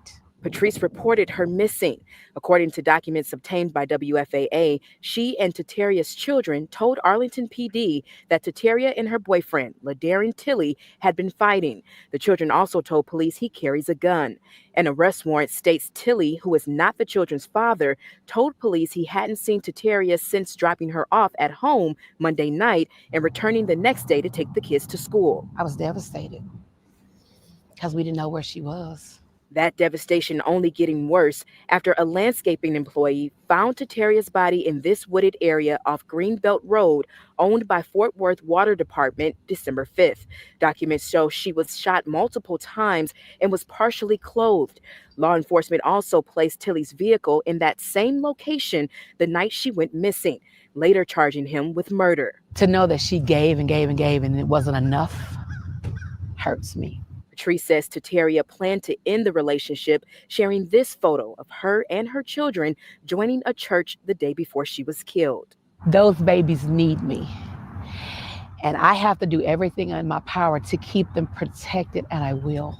Continuing to show what true love is. In Tarrant County, I'm Brittany Moncrief. It was a crazy story that there's no way this could be. The police. Damn. Grandmother is mourning her daughter. To be sentenced. Salute to LRS, Big Larry in the building. Oh man. Let's see this right here. Yikes. In other news tonight, a horrifying discovery for some homeowners in Santa Monica. They returned after having homeowners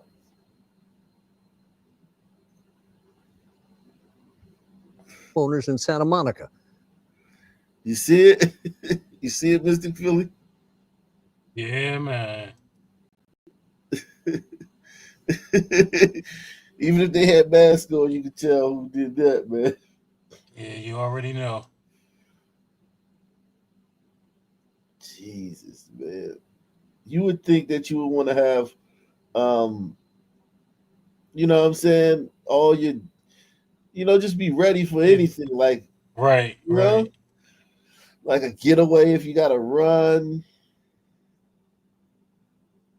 And a lot of times these fools, they commit these crimes with their cell phones on them, knowing damn well with this technology, they can ping your phone, to the area where the crime was committed.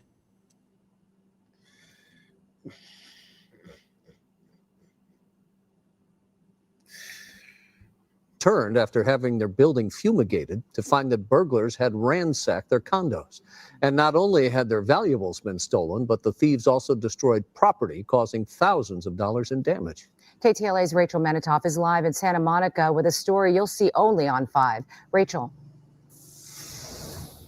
Share Rick, police warn people that burglars will target tented homes, knowing that they can work uninterrupted, that people are probably not home. And obviously, police can't see inside. And unfortunately, that's what happened here. And residents came home to a complete mess. A pair of thieves captured on a discreet surveillance camera ransacking someone's home office inside this 10-unit complex in Santa Monica. One has a purse in hand while the other rummages through the closet. They take their time, checking every briefcase and corner for something worth taking. But what tipped them off to this building in particular? Perhaps it was the fact that it was tented, being fumigated for termites from December 27th to the 30th, and the culprits likely knew nobody would be home. They broke the door and broke the frame down. That's how they entered the building. The burglars also got into Hai Huang's upstairs unit thanks to a screwdriver and some other tools they left behind. They entered the building in the morning of December 30th when the film stopped, right? So they knew that still people were not back home. Exactly. Closets were completely ransacked. When he returned home, everything had been thrown on the floor. You're supposed to feel safe at home, right? And then when you went home, your home is just like they turned your home upside down, everything. They look at every single thing. They put every single thing out of your closet. The invasion of privacy leaves him wondering whether his beachside oasis is really as safe as he thought it was. It changed the way I think about Santa Monica. I'm not sure it's a safe neighborhood anymore. And you might remember a very similar situation last month in Playa del Rey at Del Rey Plaza. The building was being tented for termites, and thieves with gas masks went in and ransacked the place. Here in Santa Monica, Hai told me that he intentionally took all of his valuables with him beforehand, and that's exactly what police advise you do. That's the latest from Santa Monica tonight. I'm Rachel Menitoff. Share Rick, back to you. All right, Rachel, thank you. Unbelievable. What's up? What's up, new guy? What are your thoughts, man? They're just happy to, put on a hood and just kind of, run up in your shit and, take their fucking time and it's just they're just so they're so natural at it. It's just I can't help but be amazed, man. You're amazed? Yeah, just they're so nonchalant about it. They just don't think they're doing anything wrong. They're just, basically your space is their space.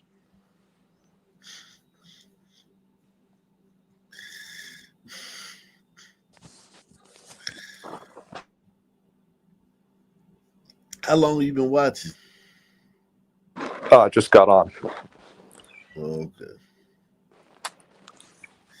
Yeah, this was an episode where you would want to definitely rewatch this one, man.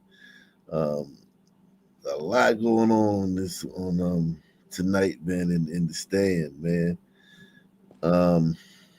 Y'all both were trying to run out on her. These people are nice, and you both were trying to run out on her. After getting their nails done, these two women allegedly tried to walk out the door without paying.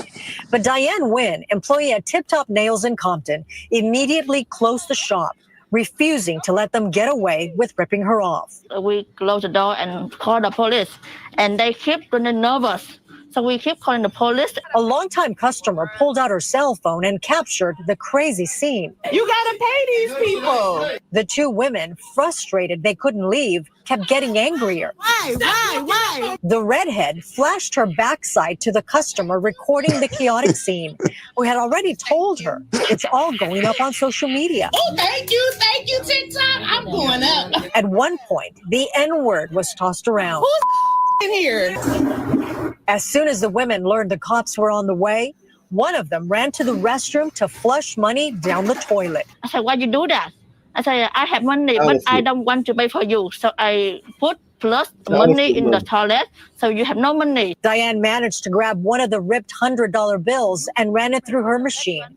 She quickly discovered the money was fake. It's happened to you before. A lot of time. LA County Sheriff's deputies detained and questioned the women.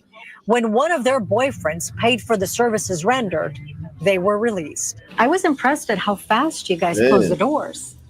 That's my experience, because Experience. To make sure this doesn't happen again, the salon has posted this sign that says new customers have to pay a 75% deposit before they get any new services. Sounds like a good idea. Reporting from Compton, I'm Gina Silva, But Fox that's 11 News. racist. On burritos, man. Change the game, man. Damn. Remember when the Tigers were like, or the Patels were putting up like plexiglass in their corner stores like a few years ago, and black people flipped out? Yeah, definitely. Reminds me of that. Black folk are definitely gonna flip out about this. What do you mean when you go to get your nails in? They're like, What say, y'all? Shit, man. Yeah, they're gonna think it's only about them. They're gonna think, they're gonna internalize it because they first person players. They're not gonna see it as being like a policy. They're gonna see it be like they're gonna take it personally. Each one of them. So it's like you're gonna have like every single black person is gonna take it personally. And you're gonna have to deal with those interactions over and over again. Yeah, and here's the thing, like, to be fair, it is because of them, but it's not because 100 out of 100 black people are gonna, shoot, rob, and steal, but of the people who will, they will all be black, but that will be lost on them. Yeah. Well, tonight, Portland police are zeroing in on criminal activity at a Northeast Portland hotel. At 11 o'clock, I'm Jeff Gianola, and that spot has been the site of multiple deadly shootings in the last 7 weeks. The latest, New Year's Eve. Let's get right to Ariel Yakabazi joining us live tonight. Ariel, police telling you this area has really become a problem area for the police bureau? Absolutely, Jeff. I'm told by Portland police spokespeople that this is actually an area that they're very aware of, and they're actually investigating it as a potential chronic nuisance property. Now, this isn't a property that police are just worried about. The neighbors who live nearby say they're also worried. It's really stressful for everybody in the neighborhood. This Quality Inn off Northeast Sandy and 82nd, not quite living up to its name. Garbage all throughout the parking lot. The fences are broken down. I'm wondering what's going on. The Quality Inn has been a focus for the North Precinct for quite a while, actually. In the last couple of months, the property has been the scene of 3 murders, one on November 20th, the next on December 4th, and the third this week on New Year's Eve. I feel very unsafe because some of these people look like they might be breaking into my house one of these days. One man who lives close to the property says he witnessed one of the shootings. We're seeing lots of people who seem to be really down and out. Are these gliders now? Because this is Portland. Guns on them because there's been 3 murders there. No, that doesn't and it mean. just seems kind of crazy Portland's that all got these sons. people are concentrated in one area with no supervision, no You oversight. ever been to the Portland Gun Memorial? There's a lot of sons on there, man. Oh, okay. Yeah, there's 7% of the population, but Oh, that's enough. It only needs to be like 2. Yeah, it could be probably like. I thought there was literally like almost 0 sons there though, but I guess that 7%'s a lot, man. No, yeah, it's plenty, man. Plenty of them, man. 3 homicides in in less than 2 months in one location is pretty shocking. Portland Police spokesperson Sergeant Kevin Allen telling KOIN 6 they're investigating this spot as a potential chronic nuisance property. It's not a quick process that's going to address the immediate public safety needs that we have at this place right now. He says the Bureau is also aware of potential human trafficking and prostitution in the area. Getting help from the community, an involved neighborhood, people watching out for the community and sharing information with the police bureau, that's a great way that people can be involved. As police work to solve what's going on at this Quality Inn, neighbors say they just want more answers. I'm just wondering why this is going on and nobody's doing anything about it next door. Now, these latest two shootings are being investigated still. And in the last shooting on New Year's Eve, there was no suspect arrested. So those investigations are still ongoing at this point. Now, I did go into the lobby at this Quality Inn just to hear from managers or anybody working there to ask them questions about what's going on there and what neighbors are claiming. But there was no one there when we stopped by. And we also reached out to Choice Hotels, which runs Quality Inn, for a comment, but we are still waiting to hear back tonight. Reporting live in downtown Portland, Ariel Yakabazi, KOIN 6.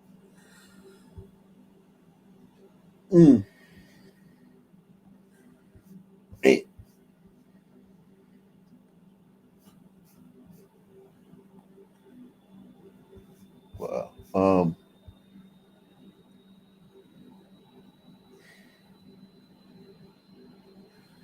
Any final thoughts, man? No, I just know like we're like a few days into January and it's just like the Suns, they're going crazy.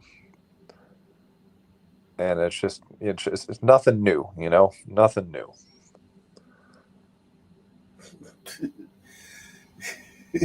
Or is it just a continuation? Yeah, it's a continuation. It's It's you don't like even know. I feel like folks were on the Trump thing and they're like so happy he's elected and all this bullshit and I don't know, man, just like first week of January, Suns are going crazy. We have some, you know, demon devils or desert demons or whatever going crazy. So you know, I can't help but be a bit anxious. Like, is Trump really going to do much of anything? I don't know. I'm skeptical.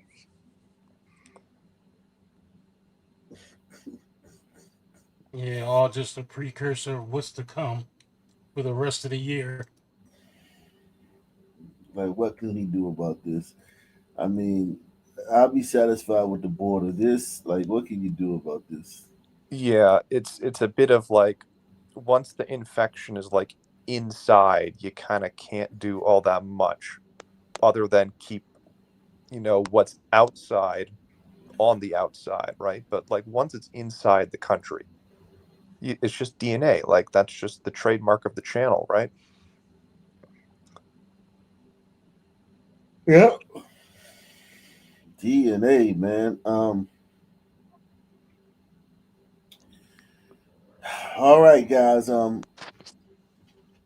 Same black time, same black channel. Out of here. Peace. Salute.